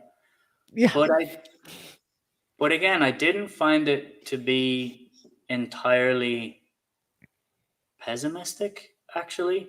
I think what he was trying to say was like, hey guys, maybe pay more attention to the people around you, rather than like, this is exactly what humanity is like. And we're not going to change. I think he was trying to say, well, maybe we could change this if we just pay attention a little bit more. Yes, and not live such a passive, petty life. Yeah, which is exactly what that character went through, and status and materialistic things. And that does track for Tolstoy, because Tolstoy was not into material things, and he was actually, by the end of his life, against selling his work. He was not a fan of that at all. So I think that message is pretty strong there, and he believed it as a person too. For sure. And he packed a hell of a lot into 60 pages. Again, just being brief is such a strength. I love Brevity, indeed. One thing that Dostoevsky is not. It's brief. He goes around in circles. And actually, I've seen, so War and Peace is probably one of the books that scares me the most. Same. Just the sheer scope and length of that thing. But there is a new edition. Is it the Everyman's? The Everyman's in 3 volumes, yeah. And it looks so much more manageable. Yeah. I'm like, oh look, it's trilogy. Great. It's a trilogy of 500 books. 500 books, 500 pages. That's doable though. Yeah. I need to get that edition. I got the Barnes & Noble one. It's about yay big, and I'm like, when am I ever going to get to that? I don't know when. But I'm way more interested in doing, like, if Dostoevsky had written it, I probably would be like, I probably will never get to it. But since it's Tolstoy, I feel like I have a better chance of trying to tackle it. Yeah, I actually read Dostoevsky first. I read Crime and Punishment when I was in my last year in high school.